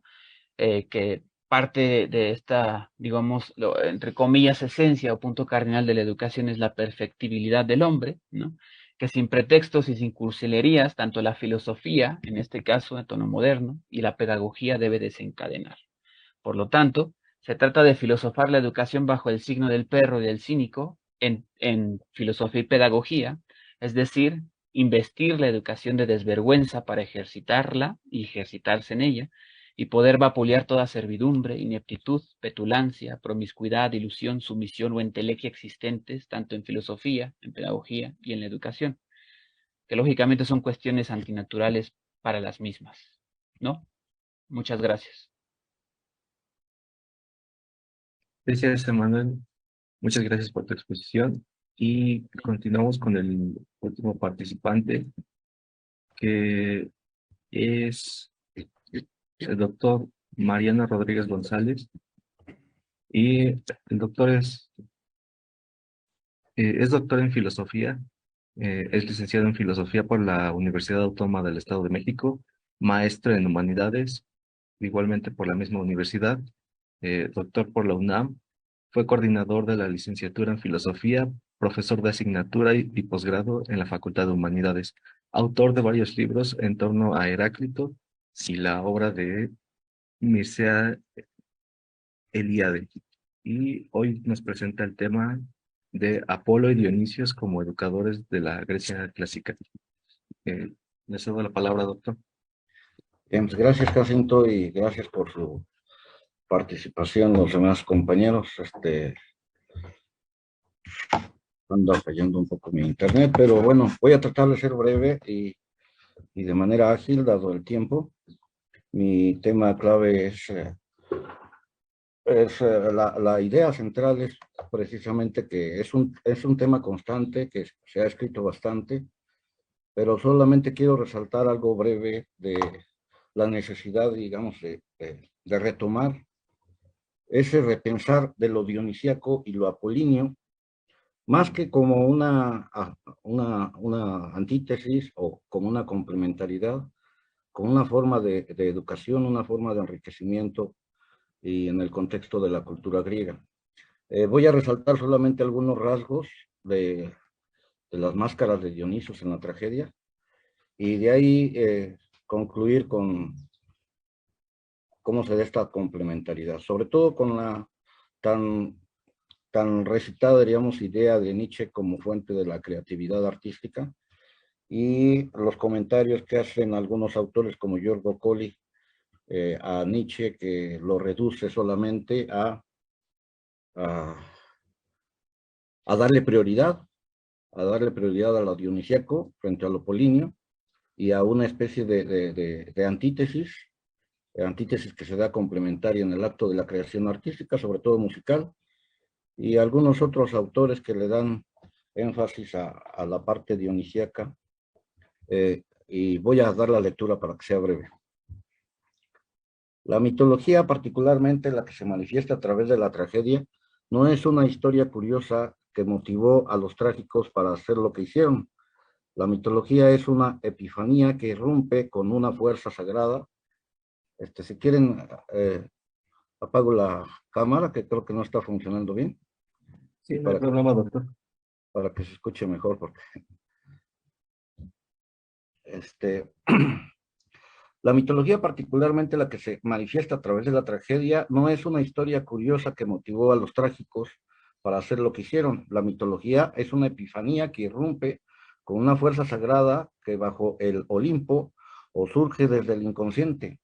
El hombre debe arrojarse a ella para cumplir con el lema délfico, conócete a ti mismo. Epifanía significa que algo o alguien fuera o desde lo profundo de mi ser, me viene a revelar quién soy, pues la sola razón no alcanza lo más profundo. Y por eso los mitos nos maravillan. La palabra maravilla se deriva del latín miraculum, que significa milagro. La crítica romántica alemana, la de Winckelmann y sus seguidores, más tarde la mecánica estructuralista, quisieron someter la obra literaria, en este caso los mitos trágicos, a un asunto de causa y efecto. Olvidaron que la obra de arte es más ciencia del lenguaje, más que razón apolínea, más que un artefacto. El drama es todo esto, pero es mucho más que esto. Es un bis, una potencialidad, un patos que crea y llena aquella forma y rebasa. A esto se le llama presencia del dios Dionisios en la tragedia. La técnica por la técnica no asombra. Una ecuación diferencial es perfecta, compromete mi inteligencia, pero no mi vida. La caída de Mileto sí hacía llorar a la gente y supuestamente por eso fue prohibida su representación en Atenas. A Esquilo, otra forma de conmoción trágica, lo desterraron a Sicilia porque las damas embarazadas abortaban ante el terror de las erinias que él presentaba en las Euménides. Hoy día, tras los estudios psicoanalíticos hechos sobre el arte por Freud y Jung, tras la importancia que está teniendo la psicocrítica y mitocrítica, así como la escuela del imaginario Bachelard y Durant, el racionalismo literario está felizmente en franca retirada. Un autor tan importante como Dulce vino finalmente a sellar con su obra La Grecia y lo irracional, tal crítica antirracionalista. Hechas estas precisiones sobre el mito, preguntémonos entonces. 1. ¿Es Dionisios el dios tónico de los misterios o hijo del dios olímpico? ¿Es el nuevo dios o el dios más viejo presente en las tablillas de Micenas? ¿Es el dios esperado que anuncia Tiresias en las vacantes tan cercano al indoeuropeo Telepino y sus ciclos naturales? ¿Es Liber Pater que con el nombre de Baco interpretaron los romanos? ¿Quién es este dios que hasta oculta y varía sus nombres? Dionisos, Dionisos, etc. ¿Es un dios griego o un dios extranjero que se anuncia en Tebas? ¿Es el dios que se metamorfosea para animar cualquier situación de fecundidad y creatividad? ¿Es un principio complementario de Apolo que, como quiere Nietzsche, es referente para la creación artística? Nos hallamos ante un dios categorial que rechaza todo principio de individuación o lógica definitoria, un dios del mito frente a Logos o con el Logos. Es el dios de dos tragedias, Licurgo, de Esquilo y las vacantes de Eurípides, pues ahí aparece presencialmente ese dios, o es el dios de todas las tragedias, es el dios de la paz de Citerón, o el dios Sóter, Salvador, o de la violencia inserta en las tragedias de las otras dos. Es un dios ¿en qué tiempo situamos a Dionisios? ¿En el Kairos o en el Cronos? Dionisios es más un texto, es un supratexto mítico que hay que entender en la cultura indoeuropea, la griega y la cristiana, como sugiere Hölderlin. El origen del culto a Dionisios no fue ciertamente citadino, sino agrario, un dios de la regeneración natural, pero pronto el culto estacional a la uva, al trigo, al aceite, se apoderó de la ciudad. Fue durante la tiranía de Pisístrato cuando se instalaron en Atenas las fiestas dionisíacas, y en estas, como forma de mejorar de mejor honrar al dios, se instaló el rito de las tragedias. Este teatro, inicialmente creado por los tiranos con intenciones políticas, la mente griega rápidamente le dio un vuelco y se convirtió en instrumento de una reflexión filosófica. Propuso problemáticas de otro orden que afectarían a la ciudad entera. Antígona, el derecho de los hombres frente al derecho de los dioses. Orestía, el problema de la justicia del Talión hacia la justicia institucionalizada del Areópago. Medea, el valor del juramento dado, Edipo, o las exigencias de la verdad, los persas, o el peligro de la ibris, Prometeo, o la autonomía de la cultura y los hombres, las vacantes, los límites de la razón, Penteo, y de la fe, Dionisos. Un primer rasgo, bueno, todo esto lo hago referencia porque en el imaginario griego arcaico se instala Dionisos como parte de la cultura apolínea, diríamos, en la construcción del imaginario, en todo como una forma de paideia griega, de reconocerse la ciudad ante la tragedia y ante las escenificaciones que se daban en las dionisíacas. Paso a algunos puntos o rasgos de Dionisos. Digamos, por de pronto, que Dionisos es el dios de lo irracional positivo. Cuando decimos positivo es porque conocer estas zonas ocultas humanas que nos da la tragedia, presencia de Dionisios, es en definitiva el conócete a ti mismo délfico. No hay nada más positivo que conocerse a sí mismo. Hay dos formas de conocimiento, una vía intuitiva y por otra vía racional. Por la vía del mito, en la que se inserta la tragedia, y por la vía del logos, propio de la filosofía, desde el corazón y desde la cabeza. Recordar tan traída esta frase de Pascal: el corazón tiene razones que la inteligencia no entiende, sería innecesario. Hoy se habla ya en una suerte de equilibrio de inteligencia emocional, Goleman, o inteligencia senciente, Zubiri. Los griegos fueron demasiado inteligentes para que esta complementariedad se les fuese de la mano.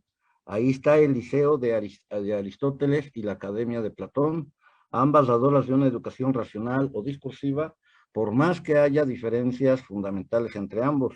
Pero para el griego era más importante la vía intuitiva.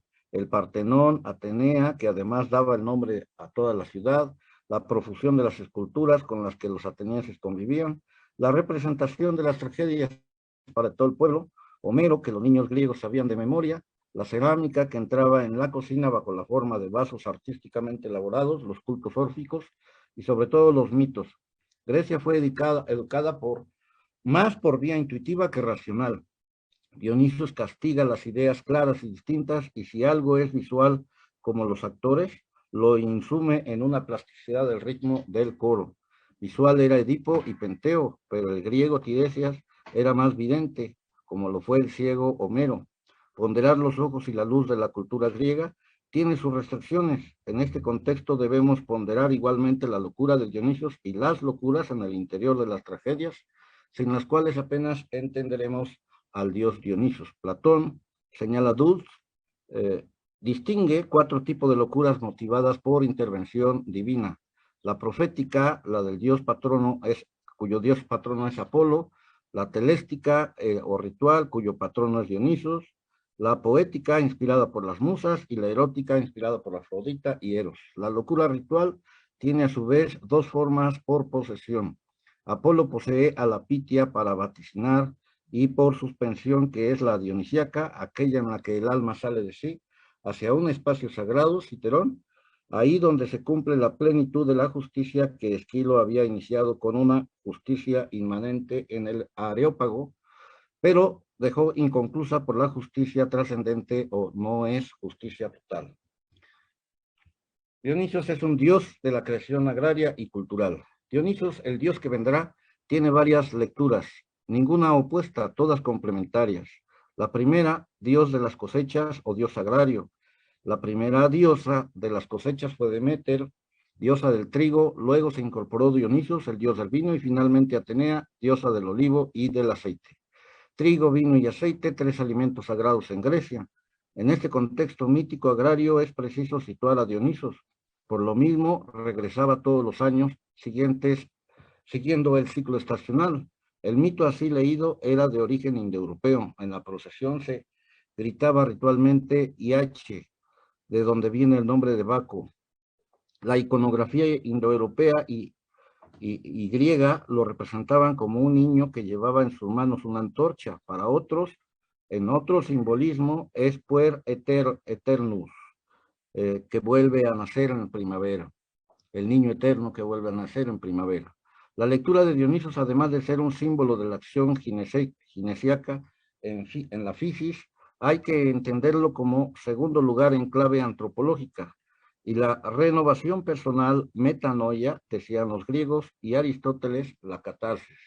Una tercera forma de presencia de lo dionisíaco es como imagen de cualquier nuevo ciclo de creatividad que irrumpe, da sus frutos físicos o culturales, sus energías se desgastan y finalmente se olvidan, que es la huida del Dios.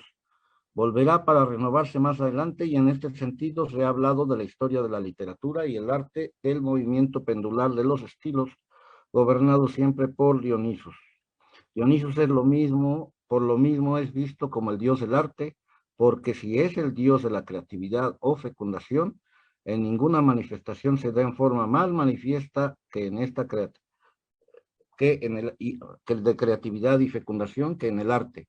No en vano Nietzsche tituló su obra El nacimiento de la tragedia, pues para el autor la tragedia nace de la lucha, acoplamiento y fecundación amorosa de Apolo y Dionisos, siendo esta forma literaria la tragedia el modelo de todas las artes. La estructura del nacimiento de la tragedia no es un azar, representa el proceso de un acto sexual.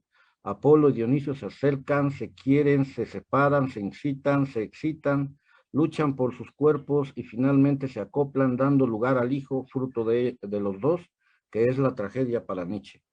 En toda obra de arte sucede el mismo proceso genésico. El más frío escultor ante el desdeñoso mármol, pero que guarda en su materia secreta el poder fecundante de una imagen, se acerca, lo quiere, lo palpa, lucha amorosamente con él, casi consigue el mármol lo que busca, pero no le satisface, se acerca de nuevo amoroso una y otra vez, hasta que finalmente consigue el hijo, la imagen que buscaba.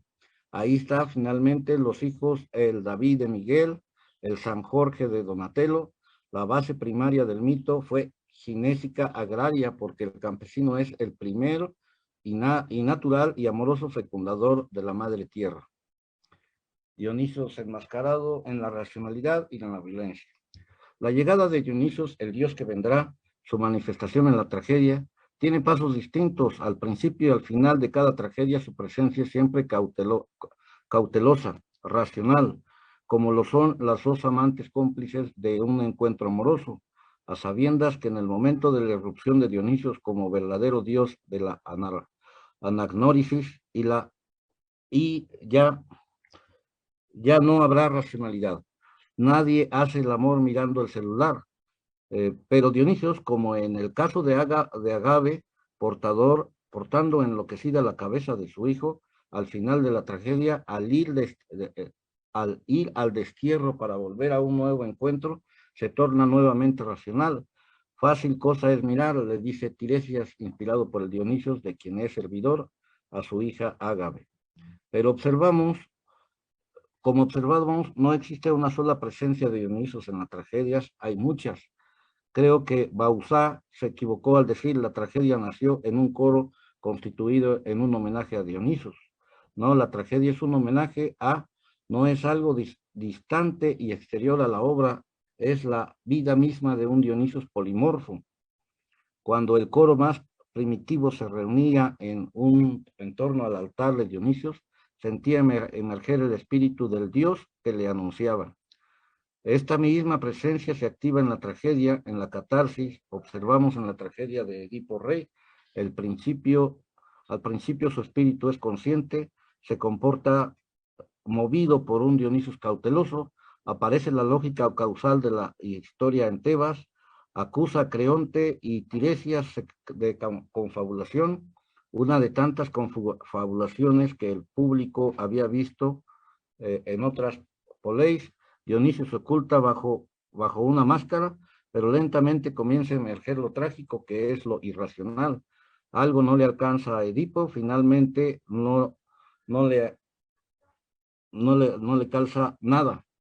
La verdad no era la claridad de su vida lógica, sino otra, la del pasado guiada por lo irracional de Dionisos. Al final, esta tragedia hay una vuelta de claridad mental. Edipo, bajo el influjo de Dionisos, reconoce que el mito irracional conduce a la historia. Yo soy hijo de la fortuna.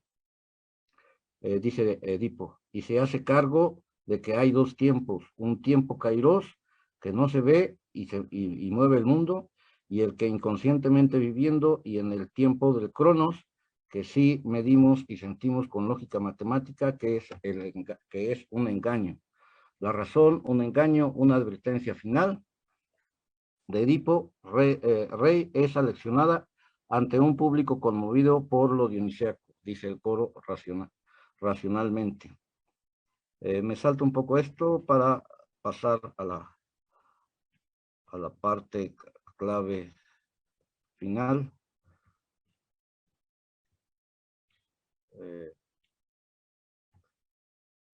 Que sería estos párrafos para ya redondear. Dionisios es Soter, el mediador del castigo. Dionisios es un Soter, un salvador en la tragedia, pero también castigador cuando el hombre renuncia o niega lo sagrado del mito. Te saca los ojos, en el caso de Edipo, te corta la cabeza, en el caso de Penteo. Hace caer el hacha segadora de Clistemnestra en Agamenón, llena de cadenas a Prometeo.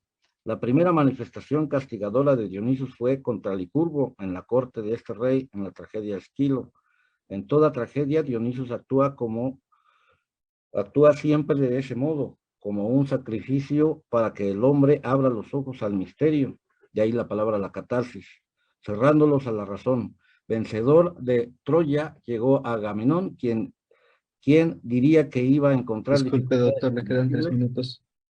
Ok, ya en este párrafo termino. ¿Quién diría que iba a encontrar dificultades invencibles al llegar a su patria, a Micenas? Era la estratega racional más eficaz. Sin embargo, no supo defender su vida de la seguro en mano de su mujer. Y ya para redondear, para la parte final, quiero concluir con esta idea.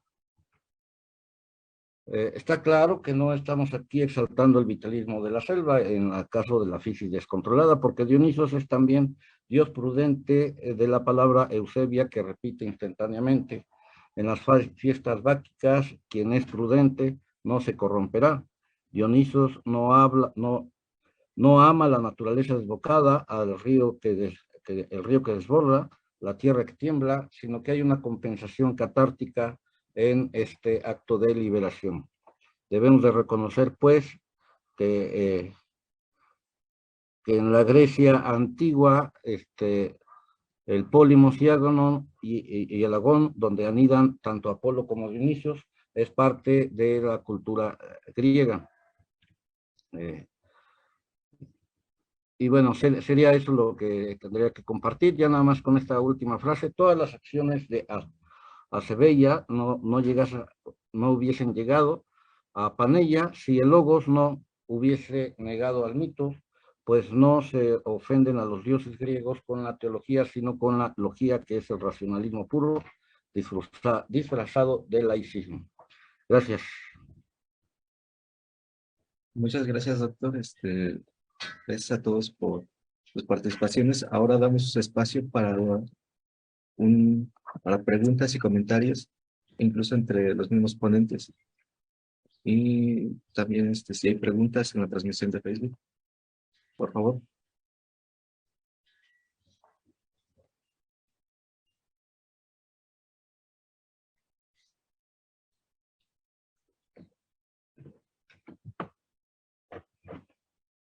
Yo quisiera hacer yo tendría preguntas para los ponentes, pero bueno, creo que nos queda un poco de tiempo, ¿no?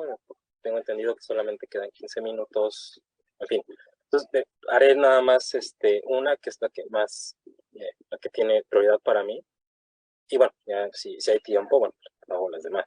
Y es para Abiamel, precisamente el tema que nos expuso de lo de la influencia cananea en el estoicismo, que pues es una postura pues que tuvo su auge en principios del siglo XX, que Eleuterio es el mayor referente en habla hispana, pero que pues cayó en desuso y bueno, ya los scholars o los especialistas contemporáneos ya ni siquiera mencionan el problema, o sea, ya ni siquiera en español, o sea, Salles, Boeri, Landa, Long, Sidley, Sellars, o sea, es un tema que quedó en el siglo XX y me parece muy valioso que lo traigas a colación otra vez. Pero precisamente lo que te quería cuestionar es las grandes complicaciones que tiene esta interpretación para pues, traerla a colación. Y bueno, yo asumo que tú al estar exponiendo la postura de Eleuterio es porque de alguna manera estás pues, a favor o simpatizas con algunos de sus postulados. Y pues, digamos que eso serían mis cuestionamientos y las preguntas que quería hacerte al respecto de por qué aceptar y traerla de nuevo a colación. Yo soy partidario de los estudios comparativos, yo también trabajo en escuelas antiguas, me gusta vincularlas con Oriente y demás, pero ahí está el punto que uno es el que está poniendo las similitudes. El problema con Eleuterio es que él da un origen causal, es decir, que efectivamente el pensamiento cananeo-fenicio influye en el estoicismo de Zenón. Y aquí vienen las complicaciones. La primera complicación es que él, y bueno, él se basa en otros autores que cita mucho, ¿no? Como Dusson, Kelf y demás, es que, bueno, podemos leer en textos cananeos ideas similares. El problema es que los textos cananeos a los que refiere, pues son textos muy antiguos, que son fragmentarios y que no sabemos exactamente bien cuál es el contenido de los mismos. Y la mayoría de sus estudios son el libro de los Reyes, que es un libro del Antiguo Testamento, aparentemente del siglo VII, VI antes de Cristo. Y aquí es donde viene, o sea, ¿por qué razón los fenicios de la época de Zenón, que por cierto, cuando nace Zenón, según los estudios numismáticos, ya la colonia fenicia ya tenía por lo menos 80 años de no ser fenicia, sino ser griega? O sea, ¿por qué razón los fenicios del siglo III antes de Cristo, de la época de Zenón, van a pensar igual que los cananeos del siglo VII y VIII antes de Cristo, cuando han pasado 4 siglos y es muchísimo? El segundo problema, bueno, es que estamos basándonos en el libro de los Reyes, o sea, un libro hebreo, que sí, son cananeos, son hebreos, son semitas también, pero los hebreos semitas no son exactamente igual que los semitas cananeos, por mucho que sean semitas. O sea, aquí la idea de las ideas que refiere, por ejemplo, de Baal, el fuego, y también hace estudios, digo, es un libro que me gusta bastante, pero tengo esas complicaciones, el libro de Eleuterio. Es efectivamente asume y le da propiedades a estas palabras en arameo, como ruaj, paroconeuma y demás. Pero bueno, a final de cuentas parece que son más suposiciones y no tenemos un sustrato fuerte para afianzar esos conceptos, ¿no? Por ejemplo, el de anatimiasis que tú citas, que él vincula como anatimiasis viene de timos, que es humo, y que timos proviene de tío, que es hacer plegarias y demás, pues él lo vincula con el ámbito del holocausto y las cuestiones de los sacrificios, pero siento que ahí hay, bueno, aspectos forzados. Y bueno, la segunda implicación que tiene es que, bueno, cuando se asume que el estoicismo de Zenón parte de su herencia fenicia, pues en automático se degrada o se le resta importancia a la influencia de Heráclito en la física estoica, y esa está mucho más documentada y está mucho más clara en el ámbito lexicográfico, en donde no solamente hay un seguimiento de Heráclito en el aspecto de logos como principio, y aquí habría que ver si en verdad interpretaron bien los estoicos Heráclito, sino que en algunos puntos hasta hay imitación del estilo heraclitio, como en el caso de Cleantes, y en algunos casos de Crisipo. O sea, esa sería la segunda implicación. Y todavía la tercera, que me parece todavía más complicada, de Eleuterio, es que, bueno, eso es típico a muchos de los que estudiamos estoicismo, y podemos cometer este error. Siempre, pues, el estoicismo medio, Posidonio, Panecio y demás, son los tontos que no entendieron el sistema y, pues, fueron por otro lado. Y Eleuterio considera eso, que Panecio y Posidonio no entendieron el pensamiento cananeo, por eso fueron más a lo griego, pero Eleuterio parece sugerir, aunque no lo dice explícitamente, que Séneca sí está entendiendo ese pensamiento original de Zenón. Entonces, ¿cómo es posible que un romano hispano sí puede entender el pensamiento cananeo, que también le queda alejado? Y aquí parece que le gana, no sé si el sentimiento español a Eleuterio, donde, bueno, tienen una fuerte admiración por Séneca. Entonces, bueno, este cúmulo de cosas que surgen a partir de la interpretación de que probablemente hay influencia cananea en Zenón, son cosas que pues están ahí. Y bueno, ahí sí me gustaría saber tu opinión al respecto, cómo podríamos solucionarlas, en virtud de que estás pues retomando esta postura que pues y en el siglo XX a principios pues, ya quedó en desuso, ¿no? Y bueno, pues eso sería la intervención la que tendría prioridad, y bueno, si nos da tiempo, pues ya preguntaré más cosas, ¿no? Y bueno, muchas gracias. Agradezco tu pregunta. Creo que muchos de los puntos tienes razón, me hace repensar todo. Pero bueno, yo lo que me motivó a trabajar este autor, bueno, la tesis principal que él dice es que hay una exclusividad griega, ¿no? Desde Diógenes Laercio.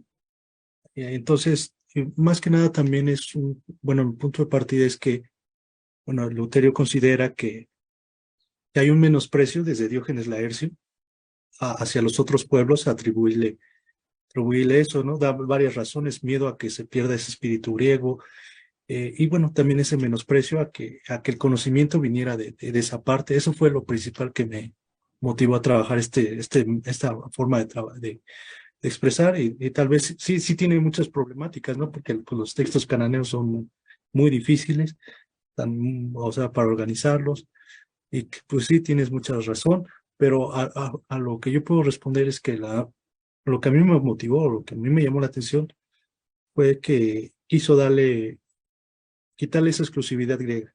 Bueno, o sea, desde los primeros intérpretes que le dieron un menosprecio, bueno, es la interpretación que él le hace, ¿no? Un menosprecio hacia lo otro, y rastrear que a lo mejor no es exclusivo de allá, pero que sí influyó en la formación de Zenón, y darle una importancia a sus presupuestos históricos que le anteceden, y que no solamente es el estoicismo, es algo griego, ¿no? Como lo calificaba Diógenes Laercio. Eso es lo que yo puedo decirte respecto a eso. Y gracias por la pregunta y los comentarios.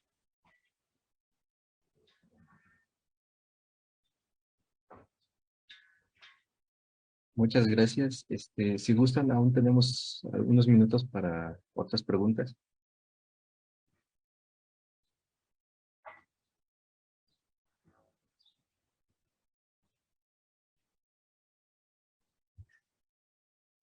Bueno, puedo aprovechar para hacer una pregunta, Adelante. si nos da tiempo, una por una, ¿no? Digo, aprovechando todavía la tesitura de lo de y del posible origen cananeo de Zenón, digo, y aquí iría para Roberto, ¿no? La cuestión de la educación griega, que en los cínicos y en los estoicos, de cómo estos autores, entendí, tú tienes mucha razón, pretenden ir en contra de valores tradicionales de la Grecia antigua. Las cuestiones de los gimnasios y demás son evidentemente griegos.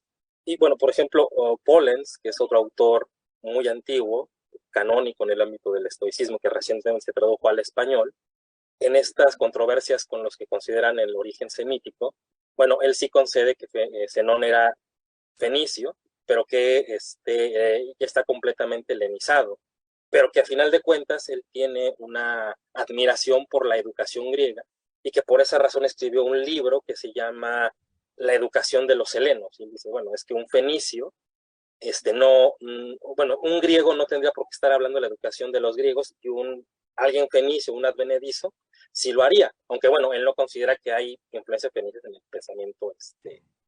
el pensamiento de Zenón. Entonces aquí la pregunta es esta, ¿no? O sea, ¿cómo solventaríamos entonces que Zenón de Sitio, que tendría cierta admiración por educación griega, según la postura de Pollens, y por eso este título, y cómo, bueno, sí tiene, digamos, como bueno, muchos de los socráticos, pues, gusto por la autarquía de los espartanos, tal vez no del ejército, pero sí de su modo de vida? O sea, ¿cómo podríamos compatibilizar esos aspectos de la educación griega, o ciertos aspectos de la educación griega que tendría Zenón en su educación, y que quisiera establecerlos en su polis, y compatibilizarlo con lo que nos mencionas, en donde, bueno, también a la par quiere en contra de ciertos valores establecidos que serían netamente griegos? ¿Y cómo haríamos las dos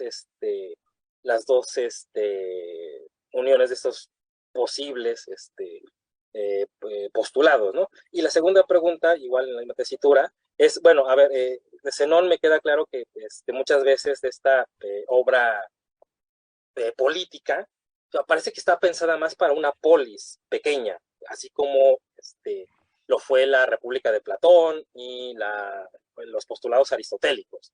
No estoy diciendo que sean exactamente igual, porque claro, son diferentes y tú lo has expuesto bastante bien, pero parece que Zenón sigue pensando al menos en una pequeña polis, o sigue pensando en una administración relativamente pequeña, y no está dando, digamos, el salto, si es que se puede hablar de un salto, hablar de una comunidad de todos los seres humanos. Si en verdad la propuesta de Zenón podría llegar a esos ámbitos de abarcar a todos los seres humanos, o solo se reduciría a un aspecto de una ciudad, ¿no? Y esas serían dos preguntas para Roberto, y bueno, ya las demás las daría por comentario, yo creo, ¿no? Muchas gracias y perdón por hacer de parlanchín.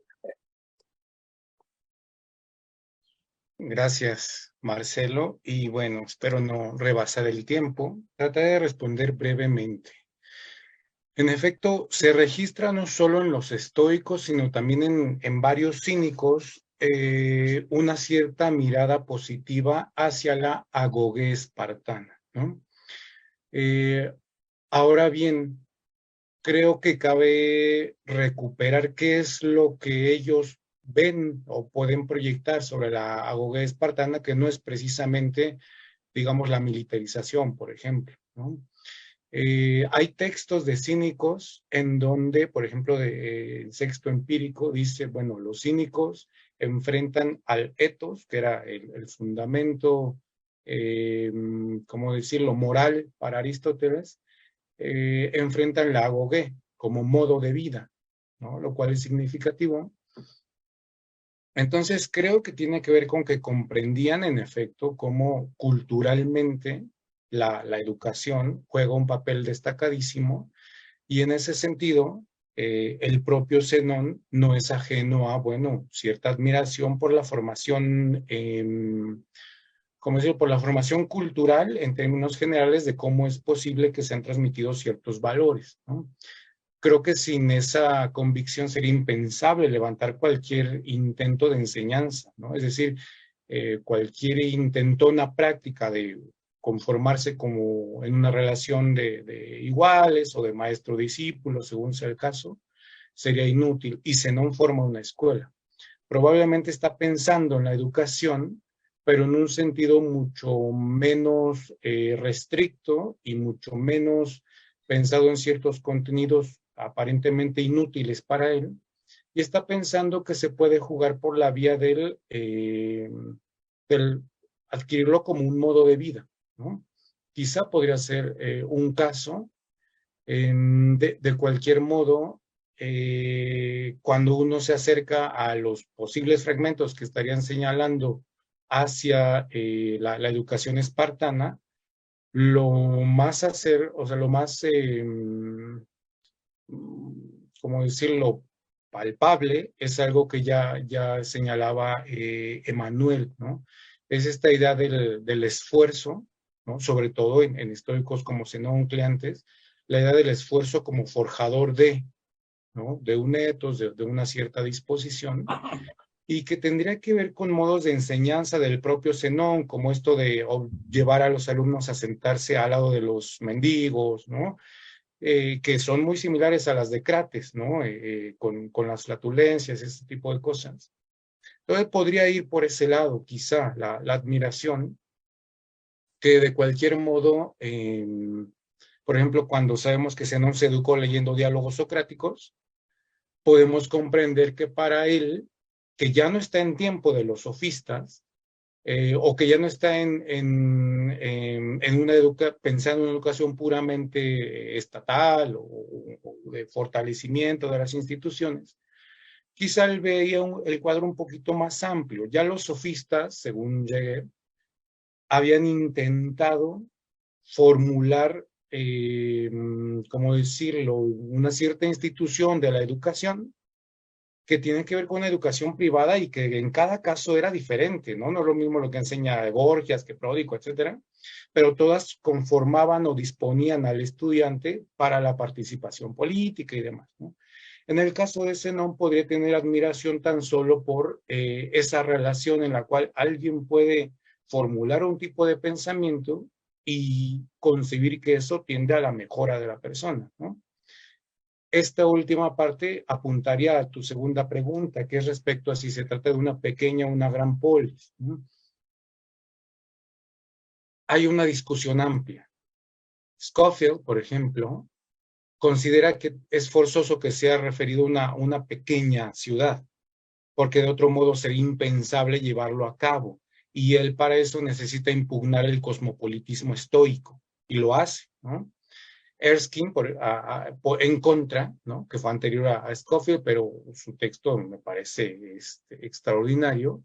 Él intenta rebatir que se ha referido a una pequeña polis mediante variados argumentos, pero básicamente la idea es este contraste entre la ciudad universal frente a las ciudades particulares, que en los textos de Zenón es abrumadora la cantidad de Zenón y de Crisipo, de textos que mencionan las ciudades artificiales con sus leyes particulares frente a la polis universal, ¿no? Lo cual es Disculpa, significativo. Roberto, nos queda un minuto. Ok, entonces yo creo que por ahí podría ir la respuesta. No sabemos cómo. Quizá sea una franca utopía, o sea, literal, un tipo de tratamiento ideal, y eso exigiría que no esté pensado para ser realizado, ¿no? Sino para confrontar críticamente. Cuando lo colocas una virtualidad utópica frente a la realidad, lo menos que puede generar es crítica, ¿no? Quizá por ahí vaya mi propia inclinación. Gracias, Marcelo, y gracias a todos. Muchas gracias a todos. Lamentablemente, pues nos hemos quedado sin tiempo y es un tema que nos da mucho de qué hablar, pero en otro momento podemos seguirlo. Muchas gracias a los que nos siguen en la transmisión en Facebook y aquí a los asistentes. Los invitamos a la siguiente mesa magistral, ya empieza en unos minutos, con la doctora María Cecilia. Gracias. Gracias. Gracias, hasta pronto. Bueno. Muchas gracias a todos. Gracias.